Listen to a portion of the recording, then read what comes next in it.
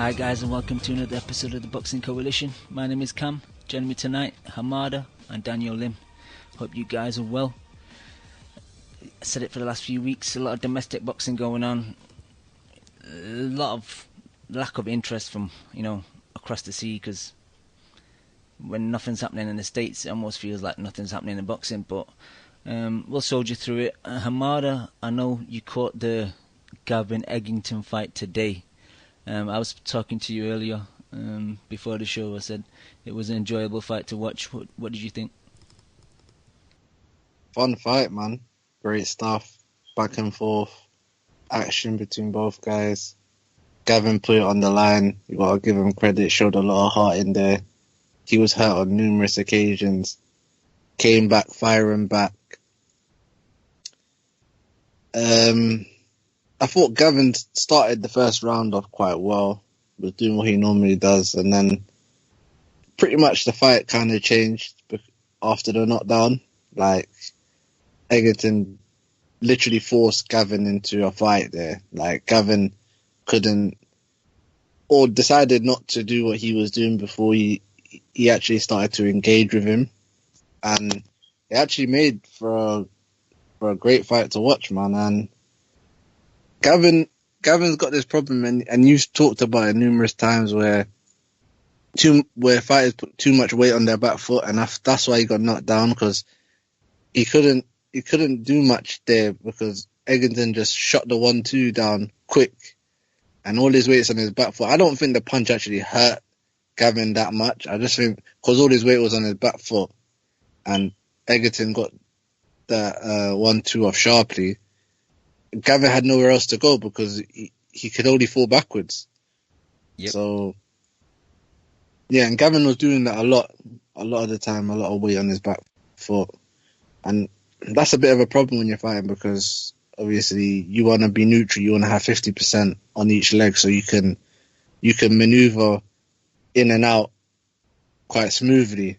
The transition will be smoother, rather than when especially at times, Gavin's back foot is obviously southpaw, so his left foot was literally planted into the canvas, like, stop. Do you get what I'm trying to say? But yeah, his weight's basically 100% over his back foot, so like evasion wise, by the time you're trying to move back, you're getting hit. Yeah, exactly. And he dug deep though in those middle rounds. In round 6, he got hurt really bad, to the body and to the head, getting caught on the ropes quite a lot. But I was surprised. Gavin was really like planting his feet and really digging, whipping in them shots, but he just has no power. Like, he couldn't put a dent in Eggington at all. Like, Eggington was eating all his shots, and I don't even think Eggington was rocked once. Like, Gavin probably hit him with everything in the book: uppercuts, hooks, double jab, right hand, everything, left hand, sorry, everything. Like, and just couldn't rock Eggington. Eggington just walked through it. There was even one time where he hit Eggington with a 3-punch combination, and Eggington didn't even blink. His hands were down, and he got hit with that combination, and he didn't even blink. Yes. And he just went after Gavin. He kind of just let him hit him, but then Sky went a bit overboard, calling him like Margarito-esque.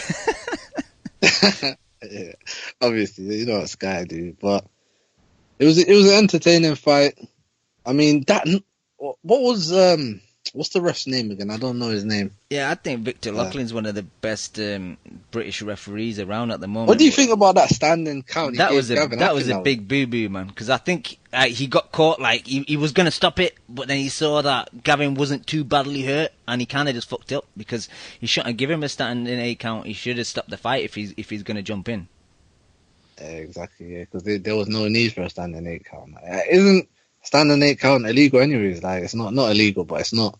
That doesn't count anymore. Yeah, in most fights, I know that in some Canadian cards they have standing 8 counts, and if you get 3 or 3 knockdowns, rules in effect. But over here in the US, standing 8 count is not really used anymore. Yeah, that was bullshit. And then Gavin got off with there because he had a little bit of time to get his breath back, but I'm actually glad there was a conclusion to the fight without the fight going to cards, because if it would have went to cards, And the fact that the fight should have been stopped there, that would have just fucked everything up, man. It would have just made it a whole messy aftermath to the fight. So I'm glad there was a solid conclusion. Yeah, man. Eggington's nails, though, he's tough, man. He's come forward tough. He's not great. He's not the greatest. I mean, pretty basic, but Caveman. his nails, he's tough, and he comes to fight. This fight reminded me a lot of Margarito versus Lara in terms of style. I think Eggington. What are you laughing at? I'm serious. Like Sky said, Eggington does remind me a lot of a prime, hungry, beastly Margarito, and Frankie just has that Lara style that's really tough to hit. So I thought this was a fight of the year candidate for me. Guy were calling Frankie Gavin Pernell Whitaker, mate. I need to talk about. I could see that. I need to talk about Macklin, man. He must be really good friends with Gavin because, I'll probably talk about the Agogo fight in a minute, but they were 100% shitting on Agogo. When I said they, I mean the commentary team: Andy Clark, Dave Coble, and Matt Macklin. They went from 100% shitting on a non-Sky or a non-matchroom based fighter because he's with Sauerland to 100% backing fucking Frankie Gavin. Like everything Gavin was doing was brilliant, and then Eggington, he's missing a lot. Will he slow down? Blah blah blah. It was, and Eggington's a matchroom based, Sky based fighter, so the bias there was a bit too much. I see, it's fair enough if Gavin's a good friend with Matt Macklin, but maybe Macklin shouldn't be on the commentary team then. Have someone who's a bit more neutral, because it just came across a bit too much for me. But for the fight, first round, it was a very close round. I give it to Eggington, but I saw Coldwell and Macklin gave 10-10s. I hate giving 10-10s. I think I've only give 10-10 like twice in my life. But second round, Gavin kind of got back on the back foot. Me and Leon talked about it last week that even though we wanted Eggington to win, we were afraid that Gavin would just school him on the back foot with the pot shots and just behind the shoulder roll, just right hook, spin off the right foot, and snap him with the backhand as well. And he was doing that really well in the second. I give him the second. Third round, the one you talked about with the knockdown, with Gavin just putting too much weight on his back foot, but he came back so well after that. He usually likes to just be on the outside, just about on the outside limit, but he fought so well on the inside. And Eggington is fun to watch, but he's so easy to hit, and the fact that he's got a good chin, I think that puts him on the situation where he's not thinking about defense, and he's a young dude. And I've said it in older shows that he'll probably have a short career, man, because by the time he's like 28, 29, he would have been in so many wars and been hit so many times. I just don't want the kid just to have any like injuries down the line. But he's fun to watch because of that style. And he did kind of break Gavin down, because even though I give Gavin the fourth and fifth just from again back on the back foot, just pot shotting him and counter right hooks, the pace of the fight, the fact that Eggington was walking forward, just punches were bouncing off him, not having no effect, not stunning him, not hurting him. I think that just started to break Gavin down a bit, where he thought, shit man, I can't win this. And Hamada, you talked about the sixth round with that dodgy decision as well with the was it the sixth round? I don't know if it was the sixth, but it was whatever round it was. It was. Yeah, that was poor from Lachlan. And then again, Gavin came back in the seventh. I give him that round, and then the eighth, those body shots started to get to him. So really fun fight overall. I could see it being like up there for fight of the year candidate, because they had this kind of swings and roundabouts, but I didn't think it was going to be as fun. I thought it was going to be a back foot schooling by Gavin. So I was happy to see that I was wrong in that instance. But yeah, fun fight, and that's all for me. Unless you guys want to add I was to reading it. I was reading in the week that Gavin was fucking around with the weight as usual. Well, I don't know. He's saying that he missed the check weighing on the Thursday, but he was saying, well, we don't really have the check weighing and blah blah blah. But Eggington was saying, well, it's something. When you fight for a title, you always have the check weighing on the Thursday. So Gavin was saying something about the rules maybe got changed since a few of the British boxers have had injuries, so they're letting them take off a bit, not as much as weight at the check weigh-in that they would allow beforehand. So I'm not 100% Do you have sure. numbers? Sorry? Do you have numbers? Like, how far was he off weight? To be honest, I haven't got no numbers. I didn't really. It was Leon that brought the news to me. That he sent me a message on Friday saying, "Oh, Gavin missed weight." So I know you had to strip down on weighing day as well to actually make the weight. So, but figure wise, I don't know. Oh, with the towel. Yeah, with the towel. Luckily, PJ Flores. Luckily, yeah, we didn't get the eyeful of PJ Flores. Yeah, and luckily we don't have anyone who would actually catch that live and then send it to all of us for us to see either. Thank you. But no, but I just think those. I mean, I don't watch the fight obviously, but I find those rules to be really stupid, especially the 7-day and 30-day weigh-in. Like, I just feel like fighters have such different body anatomies and different, just like body to muscle, whatever composition, that like people just lose weight differently. You know, there's some guys who can take off 20 pounds in 2 days, whereas other guys have to take off, 10 pounds over a course of 2 months. So I've never been a fan of those rules and stipulations.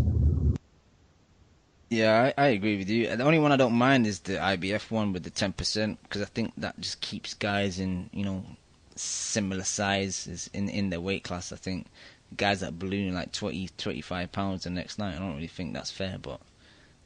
Yeah, I agree with that. Yeah, if it's post-fight, I'm okay. Or, post weigh-in, that I'm okay with. But in terms of how people lose weight leading up to the actual weigh-in day, that really doesn't matter to me whatsoever. Yep. Hamadi, would you mind seeing an Eggington Gavin rematch, or are you not too bothered if either guy goes in different directions?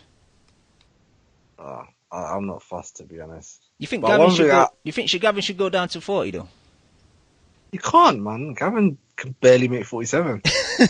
I just think, like, for his whole career, we just talked about discipline, and in the post-fight interview, he's like, yeah, I just need to be more disciplined, even if I did it at 140. It's like, well, you're not being disciplined now, I just can't, like, if he could make lightweight, he would be a beast, and I think he could, like, if he actually put his mind to it, I think he could make lightweight, but he just looks lazy as fuck, man.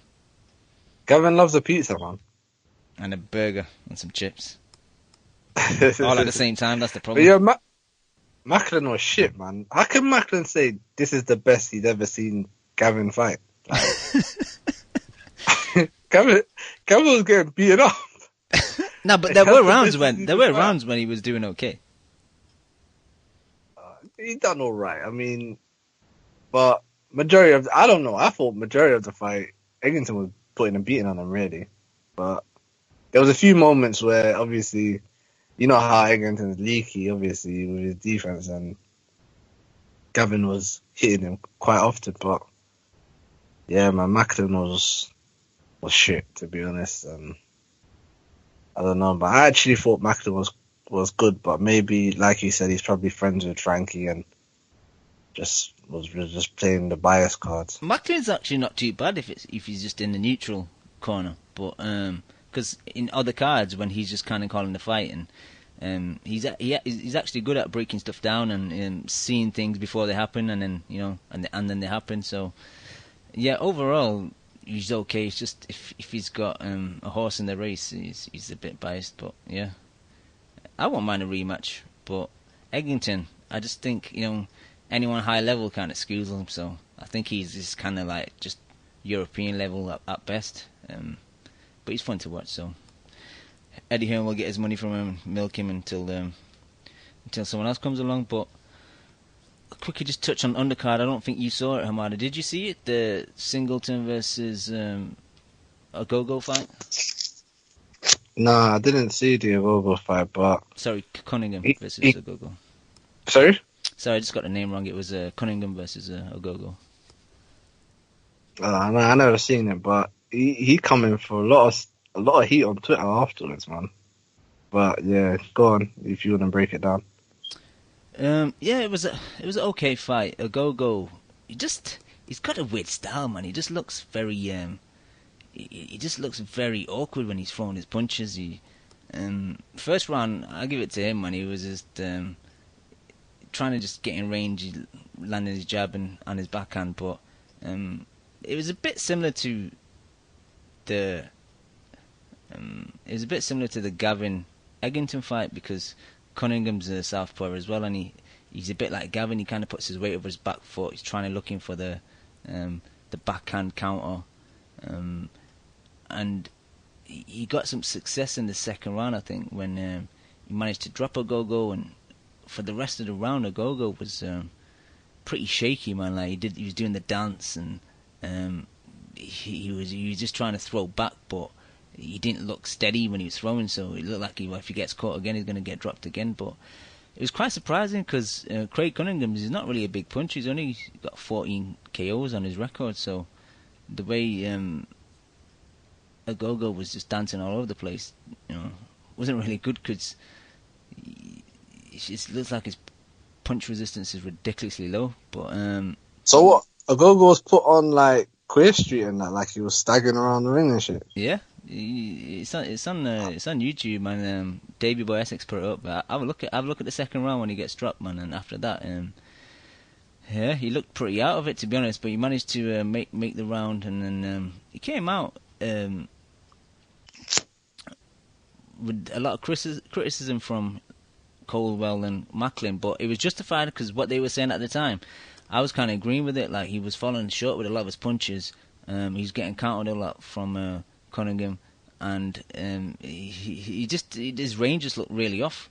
And then today they said that during the fight, he said the first round, but I looked at the first round again today. I didn't really see a punch that landed that maybe could have broke his eye socket. Obviously, you never know. We're not in there at the time. But I would have said maybe the second round, where there were some punches landed that maybe could have broken his eye socket. So he said he was having like blurred vision throughout the fight, and that makes sense though, because that's probably like the worst I've ever seen him perform. Like, he was missing so badly. He was landing short so much.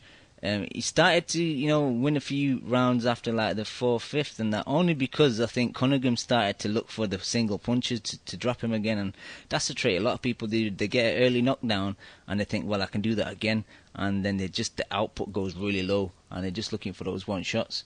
So I think Agogo started coming back just on aggression and shots, but then I think it was during the 8th, there was some tape that came loose on his glove, and Ian John Lewis stops it, took him to his corner, and he was having a discussion with his coach, and then just stopped the fight. So I don't know how, he's had a lot of limelight, Agogo, from outside of boxing. Celebrity boxer. Sorry? He's a celebrity boxer, isn't it? Yeah, he's a celebrity boxer, and like he's more known for some of the stuff he's done out of the ring, like the Subway adverts. I know, Dan, you're probably going to say something about Subway, so just don't even go there. But what's that dancing program that comes on TV and on BBC? Strictly Come Dancing. Strictly Come Dancing. I think he was a participant in that as well, so he's kind of known more for that. So I don't know if he's took his eye off the ball, or if he's maybe just not that good. Maybe he's just that amateur style's not really adjusted to the pros. Obviously, he's had a lot of injuries as well, so I guess he's going to have to think about what he wants to do and if he wants to continue, or obviously it depends on how his eye situation is and if that's healed as well, but we'll have to wait and see. Did it look like from what I read on Twitter and that, like, it seemed like it was a quick job. Like, do you think Agogo quit? Yeah, you could say that. You could say that because he looked very negative going into the later rounds, and especially when he went back to his corner, he was talking to his coach and that, and they just pulled the plug. But I noticed it today. I didn't notice it at the time, but Spike O'Sullivan was at ringside, and he had that, that green mankini, the Borat-esque mankini that he parades around in sometimes. And as soon as the fight was stopped, he threw it at Agogo. You just see this lime green mankini get thrown across, and it kind of lands near Agogo, which I thought was quite disrespectful, man. But if you see some of the interviews where Spike talks about Agogo, he is very disrespectful towards him. But I guess that's just him trying to get the fight and getting a payday. Spike can do what he wants, man. Fucking someone nearly threw a fucking stool at him while he was celebrating a victory. Oh yeah, I remember that in Ireland. That was crazy, man. Yeah, so Spike could do what he wants after that. That's true. Yeah, that's it. Yeah, man. Sorry. I watched Agogo like a few times, like a few of his fights, and to be honest, I was never impressed. Like I never saw a guy that was going places, and he's fought quite rarely as well because obviously he's had a lot of injury issues. But like I said, he's just celebrity boxer pretty much. I mean, like you said, more known for what he does out of the ring. He pretty much he's done fuck all in the ring. To be honest, that's a fair comment. I think it's also true. Apart from winning that, what did you win at the Olympics? I think it was bronze or something. Other than that, he's done fuck all, and like he got a lot of limelight because we all know why he's a good looking lad, but yeah, nothing to do with boxing. And I mean, maybe he just wanted to be a celebrity and didn't have the heart to fight, and maybe that's caught up with him because that's what it seems like from what I've seen, Yeah, I agree. I think he won bronze at 2012, but I think also when he turned pro, I think he was signed by Golden Boy. I think they were going to try and build like a Golden Boy UK branch, and I think he was like their first signing. So I think that went a bit to his head because obviously it's such a big promotional company wants to sign you and promote you. So a celebrity promoter signing a celebrity. That's true. True, isn't it? Yeah, it's true. Alright, let's move on. Just quickly on Undercard, Carl Yafai was in a pointless 6-rounder. Chemo spoke about these kind of fights last week when he came on. And yeah, again, just no need for the fight. He's just saying, well, he needs to get out of only fought a few times and do only 1-round fights and stop the guys early. Well, yeah, if you're stopping guys that have got like multiple losses and not that many wins, then you can't complain. Then if you're not getting the rounds in, so. Maybe you should tell your promoter to matchmake you a bit harder. But yeah, he's got this fight apparently with Concepcion in December for the world title. So good luck with that. But yeah, these pointless fights, there's no point. Pointless. Sky clearly telling lies, saying he was meant to be fighting for a world title today, when that was not true. The thing is, his opponent that he fought on Saturday in the 6-rounder, he almost kind of nutted him in the first round. And this sounds really bad, but I kind of wish it would happen. So then promoters and boxers kind of think twice about putting these fights on, because if you got possible big fight / world title fight in 2 months, then maybe you should just wait for the fight and not just fight a 6-rounder on an undercard just to fill some seats and sell some tickets, and I don't see the point. Yeah, it's true, but obviously Yafai is my boy, so I wouldn't want that happening to him and him missing out on an opportunity. But Yafai is good, but I worry for Yafai, man. I mean, he's gonna step up quite some levels now in this next fight, because Yafai's fought nobody, like nothing. He hasn't even been in a fight yet. Like, would you say Yafai's been in a fight yet? I wouldn't say so. I think there was one fight that it was on paper it would have seemed like it was the one that went 12 rounds, isn't it? No, it wasn't that fight that on paper I thought it was a good fight. I don't think. Yeah, he has been against Jason Cunningham and I think that's the fight. That's the only fight. I think that's for the British. I think that's the only fight where like he got rounds in, but he dominated the fight. He never really got tested, to be honest. And like, I worry for him because this is a huge step up in class. Like he's going up in levels now, and we're gonna find out the truth about him basically. And that's always a bad sign for me. I don't like fighters doing that straight away. When they fight, I wouldn't say nobody because that's not fair, but when they fight low level opposition and then step up onto the world stage, like if you're not ready or if you're not good enough, then you're gonna definitely get found out. And I like Yafai, and I don't want that happening to him. Yeah, no, I agree. The only fight I thought he was maybe gonna have problems with was Dixon Flores, who fought And he smashed him out, I think, in a round, didn't he? In one round, yeah. He fought Quadras a few months before that and got stopped in 5, and I thought, oh, maybe he'll like taking 5-6 tough rounds and that, but yeah, he stopped in a round. So the fights that you think they're going to struggle in, they don't, and the fights you think they'll do easy, sometimes they struggle. But yeah, like I don't mind Yafai as well. I just think in the flyweights and super flies, because there's lack of opposition, I think they can kind of get rushed a bit, and like Yafai's on like 20 fights now. I think they're taking its time with him a bit too much. I think he's getting a lot of these like 8-rounders and 6-rounders just to fill a card, and like I think he should have been on like a world title fight by his like 14th, 15th fight, because those divisions they're not that deep.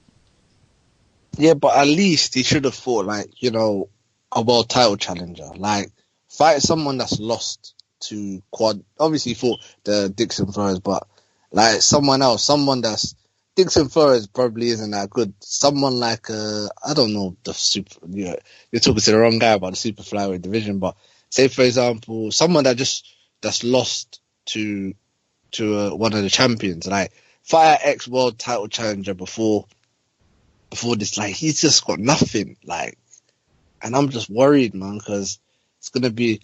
I don't know if contraception is good. Like I've never seen him fight. Contraception. What's his name? Conception. Oh, Conception. I hope he uses some contraception. Fucking hell. But yeah, I don't even know if he's good. I've never sate him fight, but have you seen him fight, Gab? Yeah. Contraception is fantastic, Hamada. There's this law that's being voted on in California where they're arguing whether porn stars will need to wear contraception in their act. So it's a huge debate here. But yeah, I don't know how he is as a fighter, though. I think I've seen him fight once, Hamada, and to be honest, I can't remember how the fight went. So I think this is when Naota is badly needed. But we'll move on. Lim, let's talk about Josh Taylor. Is he the truth? Is he the next big thing coming out of Scotland? Well, I didn't know there was such a thing called the next big thing in Scotland. But I think he's good. This was his seventh fight, right? Yep. So I know, according to the commentary, he hasn't gone past 2 rounds in any of those 6 fights. So just the fact that he was able to do this against a pretty decent guy, from what I was told, is impressive in and of itself. I mean, I think anytime a fighter steps up, when it's below 10 fights, that's impressive. And honestly, that's the way that I hope boxing trends nowadays, where these guys aren't just babied and pampered, and they have these meaningless winning or completely 15-0, 20-0 records. I'd rather have them tested early, because that's when I think from a promoter standpoint, whether you have something special or not. And I don't know if Taylor's special, but kind of like Kimo mentioned, through our chats, like there aren't many fighters who invest to the body as much as Taylor does. And I think Taylor had 3 knockdowns in this fight. And if I'm correct, I think they were all via body shots, right? Yeah, he's a killer to the body. Yeah. And to me, I just love that. I love that aspect about him. He doesn't fuck around, when he's in there. He doesn't take his time. He doesn't showboat. He doesn't admire his shots. He just digs and digs and digs straight to the fucking body. And that, to me, is a great sign, especially at that weight class, because at 140, that division is wide open. I think Terrence Crawford is going to move up to 47 in a couple of fights. So when that takes place, I mean, who do you have left? The winner of Broner versus Ricky Burns. And then after that, there really aren't too many contenders at that weight class. So, I mean, this may sound crazy, but within, I think, 5 fights, the guy could potentially be running that division. I totally agree. No disrespect to Ricky, man, to say Ricky, but I think even now, Josh Taylor just chops him in half with body shots. I think the first shot was a head shot. I think he stepped in with a jab. He threw left hook to the body and then left hook to the head. Caught Dave Ryan at the top of the head, and he went down. But the body work was really good. He kept getting shots just below the elbow. And Dave Ryan said about it last week. He's a durable dude. But maybe that 1 year out took his toll on him. Yeah, there was rumours that he was high in weight when he started camp. looking at about 12 stone. Yeah. But take nothing away from Taylor. He did what he did. He just destroyed Ryan. No one's really done that to Ryan, and just the shot selection. The shot selection. The shot selection. Yeah. Shout out to our boy Carl, who was giving high praises to our boy Taylor. So when Carl is glad with your performance, you better believe that it's a damn good one. Yeah, they're obviously gym mates because they're both trained by Shane. Yeah.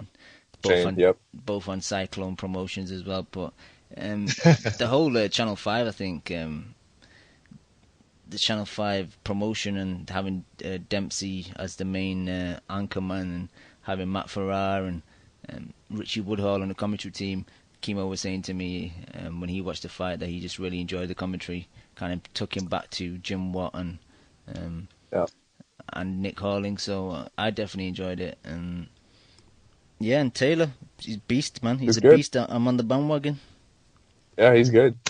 It's just a shame that the timing seems a little bit unfortunate for him, and that Ricky Burns is probably going to cash out, and who knows how much longer he's going to fight.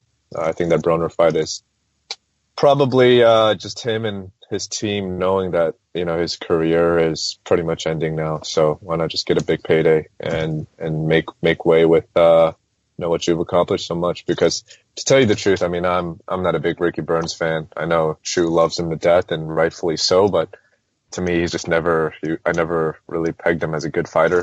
Whereas like Taylor, it's just more obvious. You see much more apparent signs of like a high level, potential world class level fighter. And going back to the Eggington Gavin fight, I did see highlights of that fight. And even then, even though Taylor was probably fighting lesser opposition, you could still see that greater level of skills in Taylor versus Eggington and Gavin. Well, maybe not so much Gavin, because I actually do think Gavin is pretty good, but I think Taylor just has skill sets that not many fighters have. Definitely. Okay, we got resident. Quickly, Jack Dempsey. Is that the guy that was saying to David Hay after the fight, "No more party"? Yes, Paul Dempsey. Jack Dempsey's the heavyweight, isn't it? You're getting your boxing mixed up a bit there, but it's easily done. But yeah, that's the same. It's the same commentator. But yeah, he used to work for Sky many years ago, and obviously a lot of these boxing commentators, they can't live for boxing, so a lot of them dabble in football, either commentary or anchor. And yeah, he's a guy that definitely keeps it legit. The only thing I just thought was, every time he was interviewing like the McGuigans and stuff, he was a bit sucking up to him, where in previous shows, especially on Dave, he's been a bit more independent, but he seemed a bit like sucky on Friday, on the 5 coverage. I know there was coverage on Spike TV as well. They had a few undercard fights on Spike that started at 7 till 9. They had an hour break, and then they went over to Channel 5 and had the main event, and also had Andrew Selby's fight on there as well, and just one more undercard fight just to fill in the 2 hours. But overall, it was a good job by Sky. I prefer what Cyclone are doing. Sorry, a good job by Channel 5. I prefer Sky. Yeah, just going a bit off topic there, but I prefer what Cyclone were doing with Channel 5 over what Hennessy was doing, because I think a lot of Hennessy fights, man, the undercards were trash.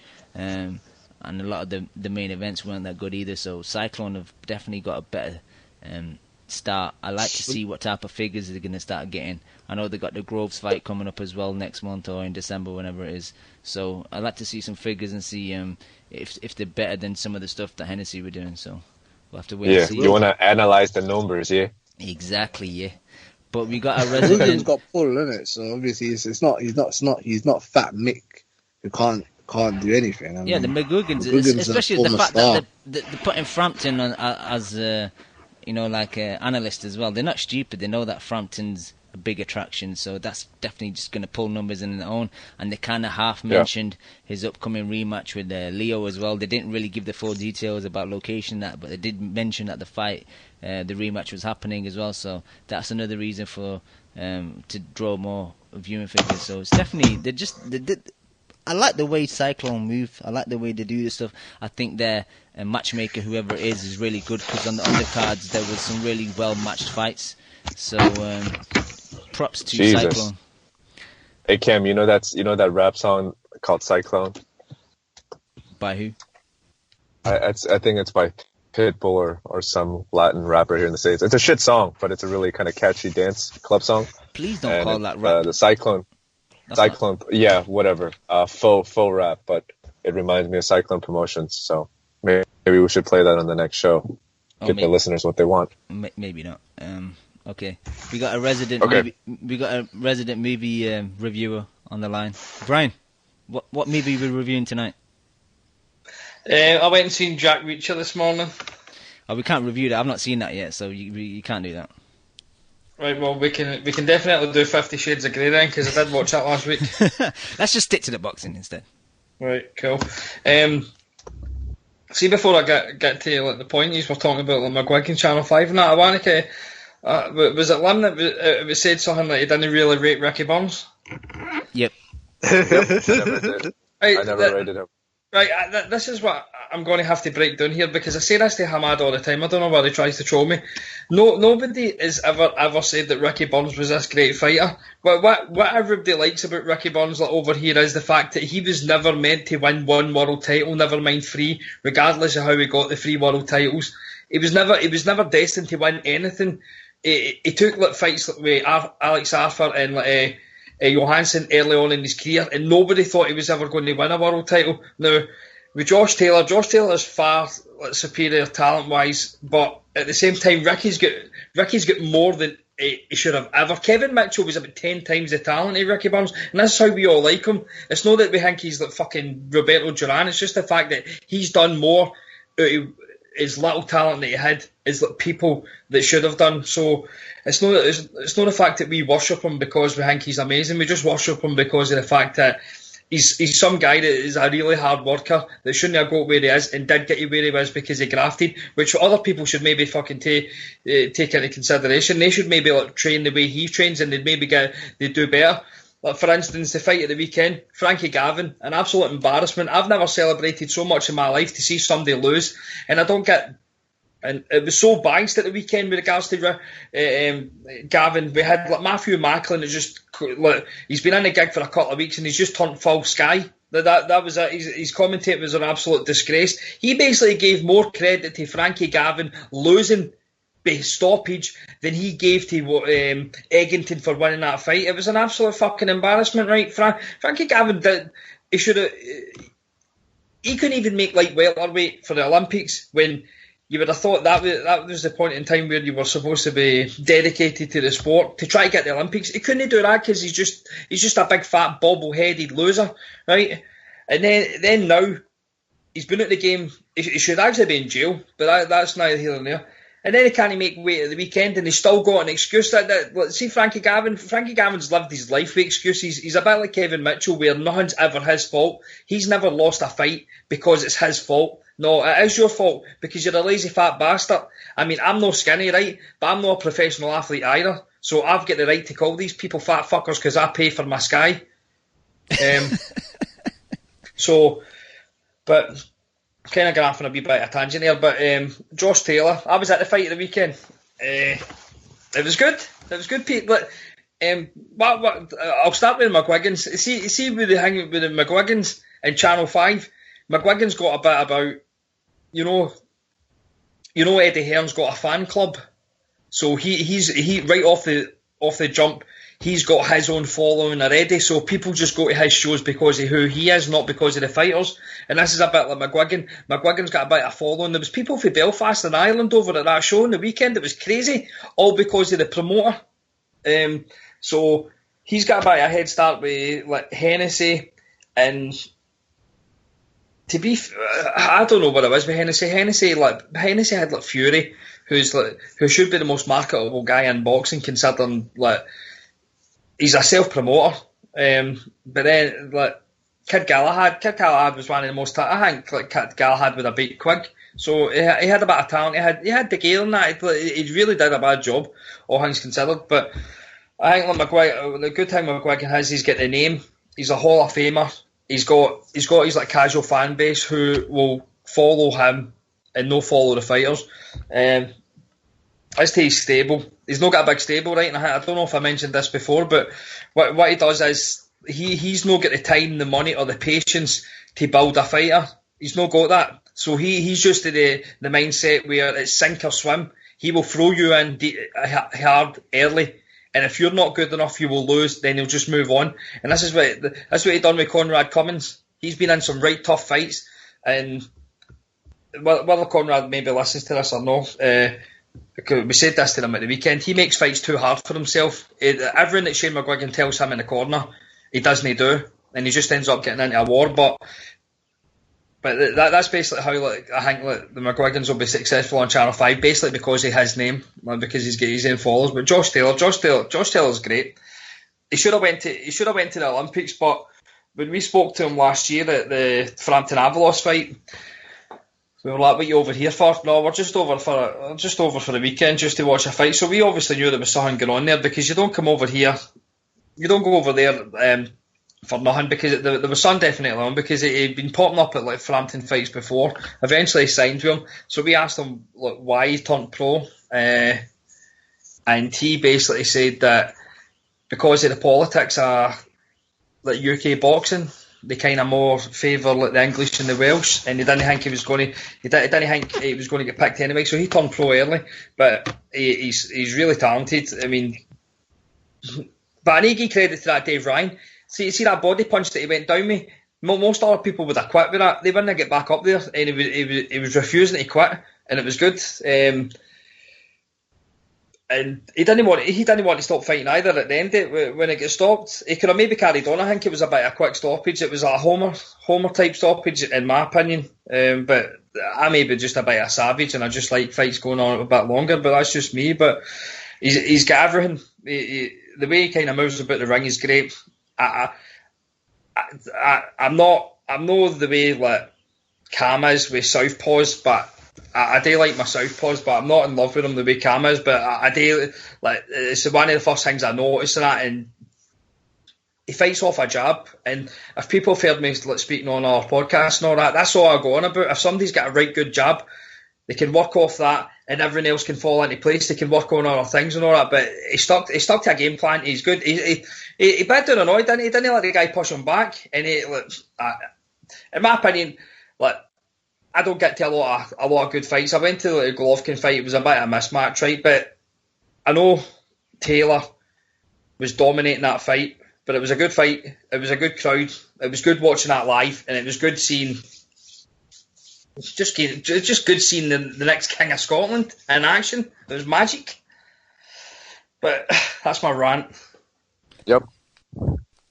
Yeah, I need to apologize for hating on Ricky Burns, because I am a Ricky Burns hater. You're right. I do need to give him credit for that Katsidis fight, because when he fought Katsidis was a live contender. So I apologize for that. I'm just a little bit bitter because I'm pretty close with Ray Beltran, and I felt like Ray got robbed when he fought Ricky Burns. So that's all. But I mean, what am I to say? What am I to say? Ricky Burns made a shitload of money. Good for him, man. Honestly. Ray Beltran did get robbed. Like, I mean, there's no getting away from that. But at the same time, Ray Beltran is now known to be a steroid user, so he can go fuck himself. Okay, all right, that's fair. But no need to go down that road. But yeah, I don't know, Cam, if you have anything else to comment about this fight or this card. No, just Andrew Selby looking good again. His opponent was, I think, very late replacement, so it wasn't much. Selby just looked levels above him. He was a few gears ahead of him as well. It's beautiful how he switches from southpaw to orthodox. He's probably the most fluent guy who's active at the moment that just does it so well. And like half the time, like I think I'm good at like watching boxing, but sometimes I can't even tell when he switched. And I was like, oh, he switched to southpaw and dropped the backhand, and I can't even tell sometimes just because he does it so well. But he was on there, and there was a few other fights on the undercard that were decent. And it's just like I said earlier, I think McGuigan's matchmaker is good. Where there was a guy in there with like just Craig McIntyre's got 2 fights welterweight. He fought a guy called Miguel Aguero, and Aguero he didn't come to fall over. Like, he's got 28 losses, but he gave the young guy who needs rounds 4 good rounds, and he wasn't just there on the back foot, high guard getting hit. He was actually trying to fire back and let shots off. So props to the matchmaker, and it was a decent card for a Friday night. That's all I got. Brian, back to you just quickly about, I know you touched on Eggington and Gavin before, but any thoughts on the Agogo as well? Let's see before I jump on it. Go back to the Josh Taylor fight. I've not got to watch it back yet, but one of the rounds, I think Josh hit him with a body punch, and it was right at the end of the round, and it looked as if round went on about 10 seconds later, he would have stopped him, because it looked as if he was barely getting back to the corner. Yeah, I remember that. At the end of the round, he got caught with a body shot, and he looked like he was about to go down. The bell rang, and he kind of turned away, he walked to his corner, but he was clutching the side of his body. I mean, I feel as if I'm repeating myself, but I think it was last week that I said that I love a body puncher because it's a bit of a dying breed. It seems as if there's very few people that actually do it. It's just most people are headhunters these days, and I could just kind of watch that style all day. So I've got high hopes for Josh Taylor. It would be good if he maybe get through on the Frampton card in January, because I'm going over to that. So it'd be no bad if he would kind of get through on that and all. In case on to cheer, so I could wear a Scotland top and act all hipster. But the Gavin Eggington fight, I wasn't actually expecting that at all. I really was expecting an absolute stinker. I mean, I know the skating Eggington fight was pretty good. I enjoyed that. But for some reason, I was expecting a Skeet Gavin fight. I just was, because you very rarely get a decent fight when Gavin's involved, other than Bundu. But have you spoken about this fight yet? Yep. But what was your scorecards about the stoppage? I just had Eggington 1 round up. Right. So 1 round. Yeah. I mean, I was going through Twitter, and people, when Gavin says the judges had me up, people were absolutely pounding him, saying, I don't know, the judges must be biased as fuck. Not, but I actually had Gavin a round up before the stoppage. The only rounds that I gave Eggington were the ones that he put him down. Yeah, I think that's fair. It was close to me. I had it 66-65 going into the 8th, obviously, when the stoppage happened. But I give Eggington the first, but Gavin could have had the first because it was a close round. And apart from that, I only give Eggington the 3rd and the 6th when he dropped him. All the other rounds I give to Gavin. The first round, it was I don't ever score 10-10 rounds, and it was one of the ones where I'm having to pick what I liked, and I just kind of went with Gavin, so I gave him the first round. The only rounds that I did give to Eggington, I says, was the ones that he put Gavin down. But it's a really good fight. I thought Gavin was actually boxing quite well, and Eggington's easy enough to hit. It's not as if he's any sort of defensive wizard or nothing like that. So, but Gavin seemed as if I'm not saying as if he had major power, but he was rocking Eggington's head back all the time, and he was standing his ground. Brian, did you think that Eggington? Sorry, do you think that Gavin was looking like Sweet Pea in there? It was actually looking decent. See, it's weird to say this, but when he's not getting knocked down, he was looking good. But even at was it round 3, the round that he get knocked down, he came on strong, and you can't score. You can't score a 10-9 round after somebody's been knocked down. But see the way Gavin came on at the end of that round, there was an argument to turn around and say, look, he actually won that round, but he was knocked down, so it should have been a bit closer than a 10-8 round. So yeah, it was awesome. He was a 9-8 round. He was just standing. He was standing in the 9-8 round. He was standing in the pocket, just trading with him. It was excellent. It was good, and he's got the talent. Nobody. I had arguments with people on Twitter. Surprise, and they were saying he's not got the power. He's not got the power to win a world title. And I was like power isn't. You don't necessarily have to have power to win a world title. It was like that. That's not the way it is. That's just a pure casual way of looking at boxing. But he has absolutely no dedication in the sport. He's no. I wouldn't say he's no stamina, because he seems to be able to keep going. But other than when he gets clipped in the body, he's either Because he's no dead. I don't know. Like you're always in the gym. If you're not training the way you're meant to be training and sticking in it, is the first thing to go is your body, because he looks as if any time he gets clipped to the body, he's affected by it. And is that because he's not training, or is that just because he's soft to the body? Full stop. I'd say Gavin's probably just soft to the body. Because he does get up. There's never a time that he's been put down that he's never get back up. I think he kind of got stopped on his feet, like there, and he got up. He got up off of Bundu as well, but he was never winning that fight. It just looked as if, like, as much as he was boxing well, Eggington was never going to stop throwing punches. And I know they were like giving it the usual, or he reminded me Antonio Margarito in there, the way he kept just coming forward, right, whatever, but.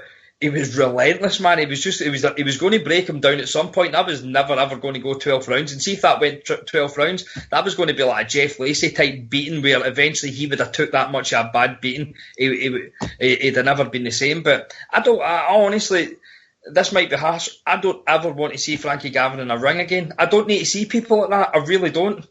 Like, you know how when you watch like Matchroom shows and for some reason, some of them don't want to weigh in, and then they eventually weigh in, and the weight's changed all of a sudden. I didn't even know the Frankie Gavin weight was changed to a catch weight, because they had a check-in weight the day before and he missed it, and then it was moved to another weight. But when you look at them, and like you've got like two of the Smith brothers coming in whatever weight they please, and they're like, oh, because it's not a title fight, they don't need to come in at their weight. I was like, well. Well, should you not be training your body to constantly be making that weight if you're going to end up fighting for a world title? It seems to be the done thing over here, where just people aren't making weight. Remember right at the start where Heyman, just guys were coming in whatever weight they wanted, and the people were weighing in, and it was just fucking ridiculously over the scales. Well, that happens in Matchroom all the time. It doesn't seem to be nothing done about it. Yeah, it kind of just gets brushed under the carpet. Aye, of course. I mean, look,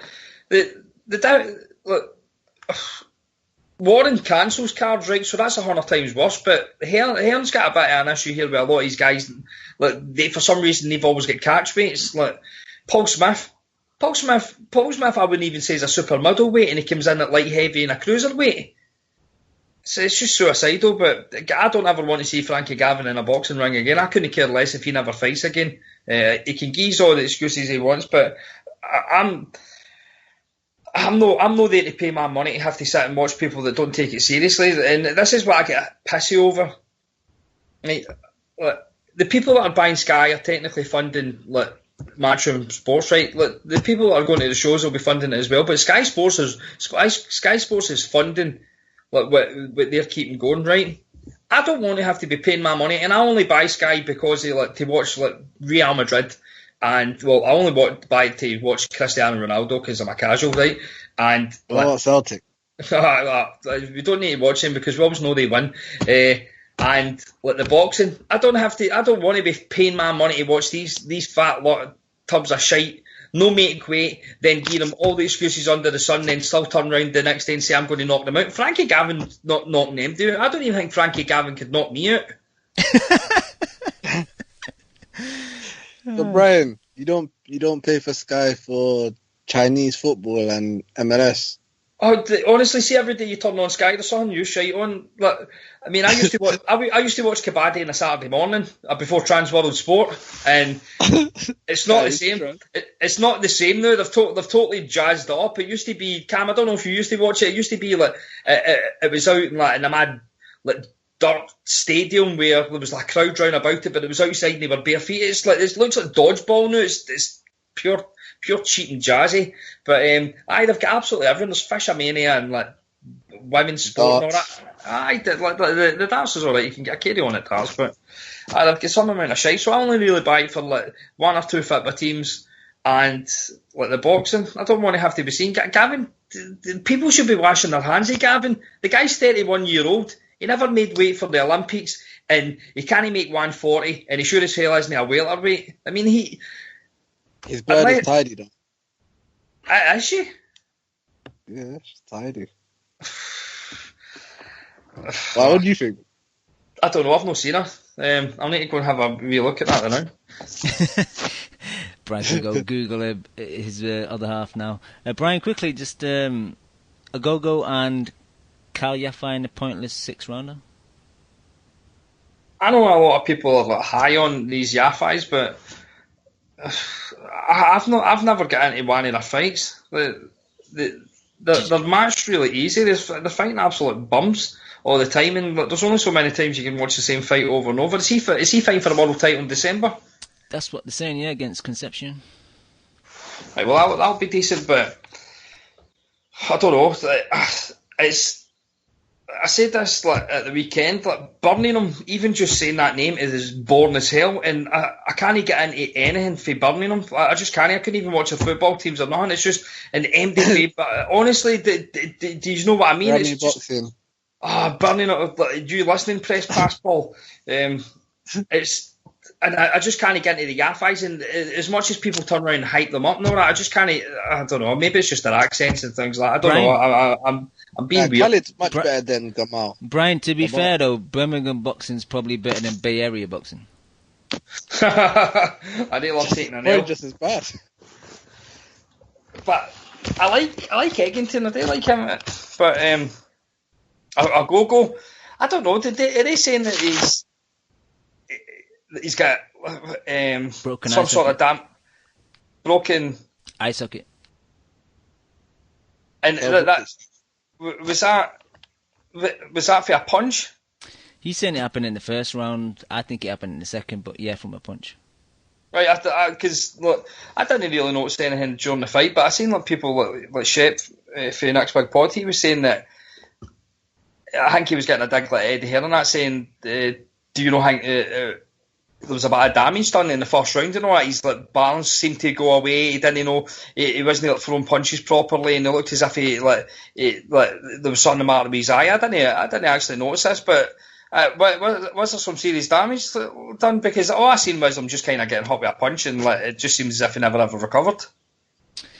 I could see why people are saying that, because in the first half his range was pretty decent. Sorry, in the first round, but after he got dropped in the second and he was hurt and he was on wobbly legs, the rest of the fight, even when he recovered a bit, his distance was really off. His accuracy was off as well. So I could see some truth in that. It seemed as if any time he was hot, he was wobbled, as if he couldn't take a punch, but. I'm going to be weird here, right? And this is just the problem with the troll bit out of me, right? I was over the moon seeing him losing, but see, after he lost, I actually felt sorry for him because the amount of abuse that he was getting. And I don't know if that's basically because I like to just play the heel and I like to go the opposite end of the argument here, but he took some amount of dog's abuse with that loss, and I was like, he's not really ever. He's not really ever done nothing wrong. He's went on to done that dancing and he's done the adverts and all that, but who wouldn't he? I know he talks absolute shite and he's always in the media, and I think he would rather be a celebrity than a boxer, but yeah, fuck, Jesus man, but you know what I noticed as well, he was getting a lot of stick from the people that are in boxing, like the boxers and coaches and stuff like that. People were actually tweeting not directly at him, but I mean, that's like a Sullivan. That's Spiker Sullivan's been at it for months, and I can't take people like Caldwell and Frampton and a few other people are taking digs at him, saying, this is boxing's a full-time sport, la la la, and maybe they know stuff that we don't know. I think they're just hating because he's a celebrity already. He's done fuck all in the ring. Right, well, true. He's been in adverts and everything. I don't mind him, actually. Like him, and he's probably at the end of my worst prediction. I've predicted a couple of bad things in my day. One was Froch would knock out Andre Ward. Wow. And the other two was Hatton will beat Mayweather and Hatton will beat Pacquiao. That is it. But I know. But I think my worst one is that Agogo will be the best Olympian at the 2012 team. I know. I don't know why, but honestly, see, the Olympics are... And I can't even remember watching the Kaitro fight, by the way, so I must have been just taking a shot in the dark. I was just trying to be awkward. But I was like, I can see him being the best at the lot of them. And this is maybe Joshua and Luke Campbell and all that, so... What a mare. What an absolute mare. That's some L's right there, Brian. Oh, basically, man, they just called me Lukey and put me to sleep. We're gonna transport you. Sorry, Lim, you broke up there. What did you say? I think Lim's having some connection issues. All right. It sounds like he's in the Bay Area. Possibly, maybe he is. Who knows? Is Lim the littlest hobo? Because he never ever seems to be in a house and he always seems to be travelling. Lim just loves being on road, man. He loves to be driving somewhere. Is he a hitchhiker? He just always seems to be at the edge of a road. And then he's dropped off. He's probably in a dead zone now. No, he runs a lot, so sometimes he's running, doing a couple miles while he's on the pod. So that's how dedicated he is. But I know Hamada's got to go soon, so I'll just quickly just talk about this Box Nation card that was in Bolton. Did you catch it, Brian? Probably not, because you were dissing me last week for watching loads of bums. So no. Who was it? It was Conlon and Butler. I don't even know who won. It was Butler and Jamie Cox. So I'll just break it down. Butler for I thought Conlon. It was Conlon not fighting. No. Oh, he's fighting in Belfast, isn't he? Yeah. Butler versus Alex Ruiz in a 10-rounder. Butler looked really good. First fight with Joe Gallagher.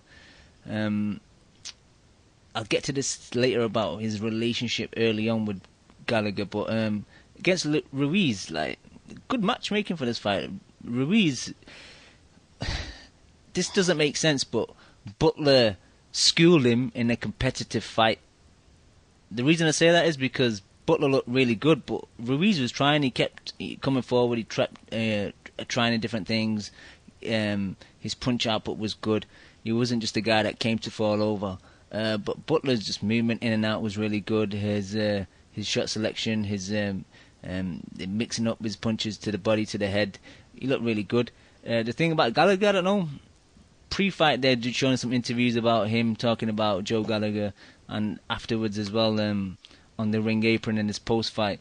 I don't know. He seems to be sucking up a bit to Joe Gallagher, and it seems a bit weird because Joe Gallagher's already got a massive ego anyway. So the last thing you want to do is just inflate it anymore. But I guess he's just trying to get on with his new coach. Did Paul Butler not badmouth him at one point, like a year or so ago? But he did, because I'm pretty sure I've seen somebody mention that on Twitter, and that was a while back, water under the bridge. So I don't know whether it was maybe that kind of Liverpool, like Manchester thing. Like, I'm pretty sure Paul Butler said something about him a while ago. So maybe that's just kind of him trying to please his boss. Maybe that's like, how I'd like to thank Al Heyman. That would make sense, to be honest. Maybe that is the reason. But Butler looked really good. Saying maybe he wants to get out again very soon, just so he gets another couple camps with Gallagher before they try and look at a world title shot. There's a fight there that should actually be made, and it's still not been made. Is Butler and Conlon. I know for a fact that Conlon wants to fight, and for everything that you can hear, like Butler saying that he wants to fight, I know he thinks it'll be an easy payday. So make the fight. I mean, that would be a decent fight. Have it in maybe Belfast or something like that, because I would never trust kind of Warren to sell a ticket, to take that to Liverpool. That should maybe happen in Belfast, because they'll get a right good decent crowd there. So I don't know why that fight's not been made. What's the script with Conlon though? Is he staying at Superfly? Because I know that Butler stepped up back to bantamweight where he won the title. Oh, has he went on weight? Yeah, he's going to bantam now, because he said that he's struggling too much with Superfly. He's tiny. He's quite broad set though, and obviously he's getting on in age, so he's probably getting that bit of man weight to him as well. Well, I'm sure that fight can get made at some point. If Jamie Conlon comes up, I don't know. I think that he was talking about possibly wanting to fight Haskins. I think that would be a good fight.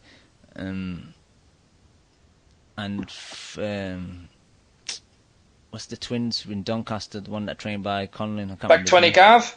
Jamie McDonnell. Yeah, McDonnell? I think McDonnell beats him quite easy, to be honest.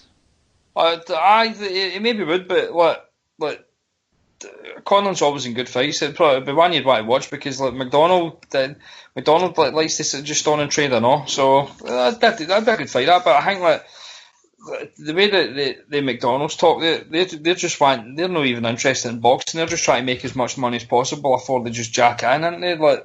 They're honest. They just what's the one that's got the fake belt? Is it Jamie McDonnell? Jamie's the legit one. His brother Gavin. Right. Yes. He's been honest and basically just says that he sees this as a business and he's just trying to take the money fights, and that's how like he's always trying to get the biggest fights in that division because they're the only fights that pay him the money. So, but I don't know if that corner fight would happen because I think that Rashid Warren fight's definitely going to happen at the start of next year at some point. Yeah. And quick, just Jamie Cox was headlining this fight against the Argentine Martin Fidel Rios, and it was a horrible fight, man. Cox in the first round, he must have went in with his head about 4 times, and I think there was a shot to the back of the head either in the first or the second round.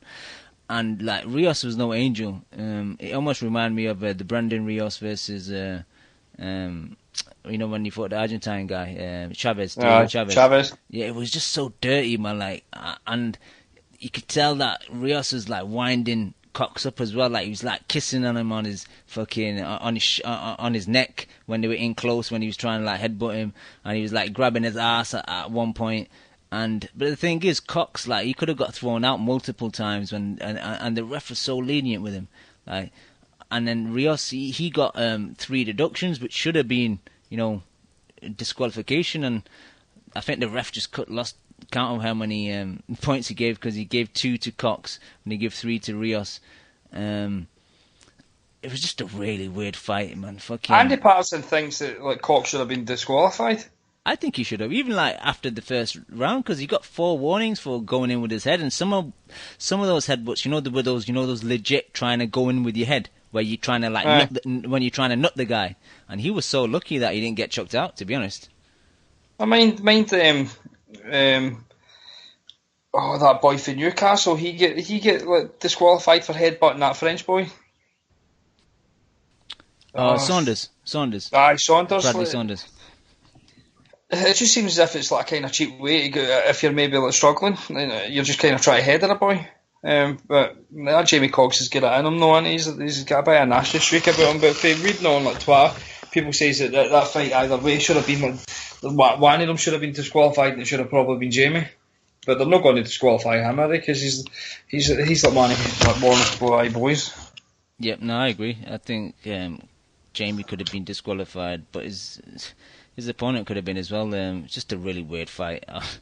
It's one of those fights, I don't want to suggest people to go watch it because it wasn't a great fight, but just for the craziness of it, you just watch it just because how out of control it went. But let's move on. I know Hamada's got to go soon, so Hamada, let's just quickly touch on this Vlad news that kind of broke just before the show went live. He's apparently now injured and looking to fight for the WBA title in February, March time. He just wants to fight for that title, apparently. So, what's your thoughts on this, Hamada? Fucking AJ. Simple as. Simple as that. Yeah, man. You don't want no part of AJ. I'm joking. I don't know, man. I was surprised when I heard about it. You broke it to me just before we got on, and it was strange, but I don't know. Maybe he's injured, Maybe he just thought, you know what? Fuck it, I can't be bothered. I don't know, but it's not really big news. I mean, injuries happen in boxing, and boxing is a serious sport, Hamada, do you think you can pick up injuries in many ways? Hamada, do you think Hearn knew all this beforehand and just all this talk about the fight with Vlad is close, we're going to do it for December, blah, blah, blah. Do you think that was just all bullshit hype? I don't think so. I don't think Hearn is clever enough to do that. Well, I don't know. Not even that. I mean, that just seems like it takes a ton of planning and coordination and a lot of bipartisan work from Vlad. You really think Vlad would be that willing to work with Hearn on something this elaborate, Cam? Exactly. That's what I'm saying. No, but the reason I said that, I could see Hearn planting seeds to feed us a bullshit pay-per-view with a last-minute stand-in like David Price or... You got a point, though. Hearn has an excuse now. Oh, Vlad was injured. That's what, yeah. That's the perfect excuse now. How's Hearn supposed to sell this like massive like pay-per-view fight if all he's done is just constantly went on about Vlad ducking like Femi, just constantly going on about it, and so surprise that all of a sudden like, Vlad's now got an injury. So like I tweeted this earlier on. So 2 weeks ago the fight was a done deal. Last week Vlad was ducking Femi, and this week Vlad's got an injury. Absolute bullshit. And I know that. I know that Dan's. He's not drenched in the bullshit that we get with him on like an hourly basis here, but I wouldn't put anything past him that this has been deliberately done. I mean, no. I mean, like, put it this way, right? Hearn like capitalised on an opportunity here with these belts. He thought that he was maybe going to try and wrangle something with these belts, right? But he eventually knew that this date for November wasn't going to happen because he seen Parker going to do exactly what he done when Fury gets stripped of the IBF belt. He knew what was happening, so he had to think his son. And Hearn's intelligent enough. I wouldn't put it past him that this is just, he had no opponent. He has absolutely no opponent for Joshua now. Absolutely nobody, unless he somehow offers Pulev some serious wedge. Right, the one fight that should be made. What is the one fight that can be made? Hearn always goes on about he's just interested in money. What's the one fight that can be made for December? Shannon Briggs, David Haye, and will he make it? Man. Will he fuck? Wait. No. I'm countering that. David Haye's not ready for AJ. Let's be real. AJ's not ready for nobody. David Haye's fought free. David Haye, if he was offered the fight, I don't think David Haye would take the fight. No, I would. He's just interested. He fought these two bouncers. You think he's gonna go straight into an AJ fight after fighting these two bouncers? That's 4 years out of the ring. AJ goes for fighting Brazil and like Martin to fighting Vlad. I'm not saying that, but I'm saying both of them are not ready for the fight. AJ's not ready for Haye, and Haye's not ready for AJ. But what I'm saying is that fight is easier to be made than any, and it makes financial sense. Is like. Everything that Hearn just keeps going on about, right? All I'm saying is he knew that he had no opponent. Like Parker was going elsewhere. Fury was supposed to be fighting Vlad, right? He was never going to put him in with Ortiz, and there's another guy that he could have made the fight with that we know that he's not going to go with. He had Pulev already turned down the fight a couple of times apparently, so he had nobody to get to fight for Joshua, and this is just. Like, he pushed the date back to December. Then all of a sudden, when everyone was agreed, everyone falls apart. No chance. I don't believe it for 1 minute. Hearn's just a conniving bastard. But don't you think, Hamada, just because AJ is his green, now's the time for Haye to pounce on the opportunity? Nah, because he's only going to get better himself. We don't even know what Haye's got left. The thing is, Haye looked like a beast on the mitts though a couple weeks ago. Listen, I'm kidding. Haye ain't even been 4 rounds yet. Like, yeah, I agree. I don't disagree with that. But at the same time, all I'm saying is, if he needs a fight for December, and these two guys are meant to be fighting in December, and if it's all just about money, then why no offer David Haye the fight? If he says no, he says no. Hey, hypothetically speaking, though, how much money do you think? Look what David Haye's trying to do. He's trying to fight Shannon Briggs. Like, how much? If an AJ versus Haye right now, if an AJ Haye fight happens, how much money do you think they could offer Haye? Realistically speaking, minimum $5 million. Minimum. I think that.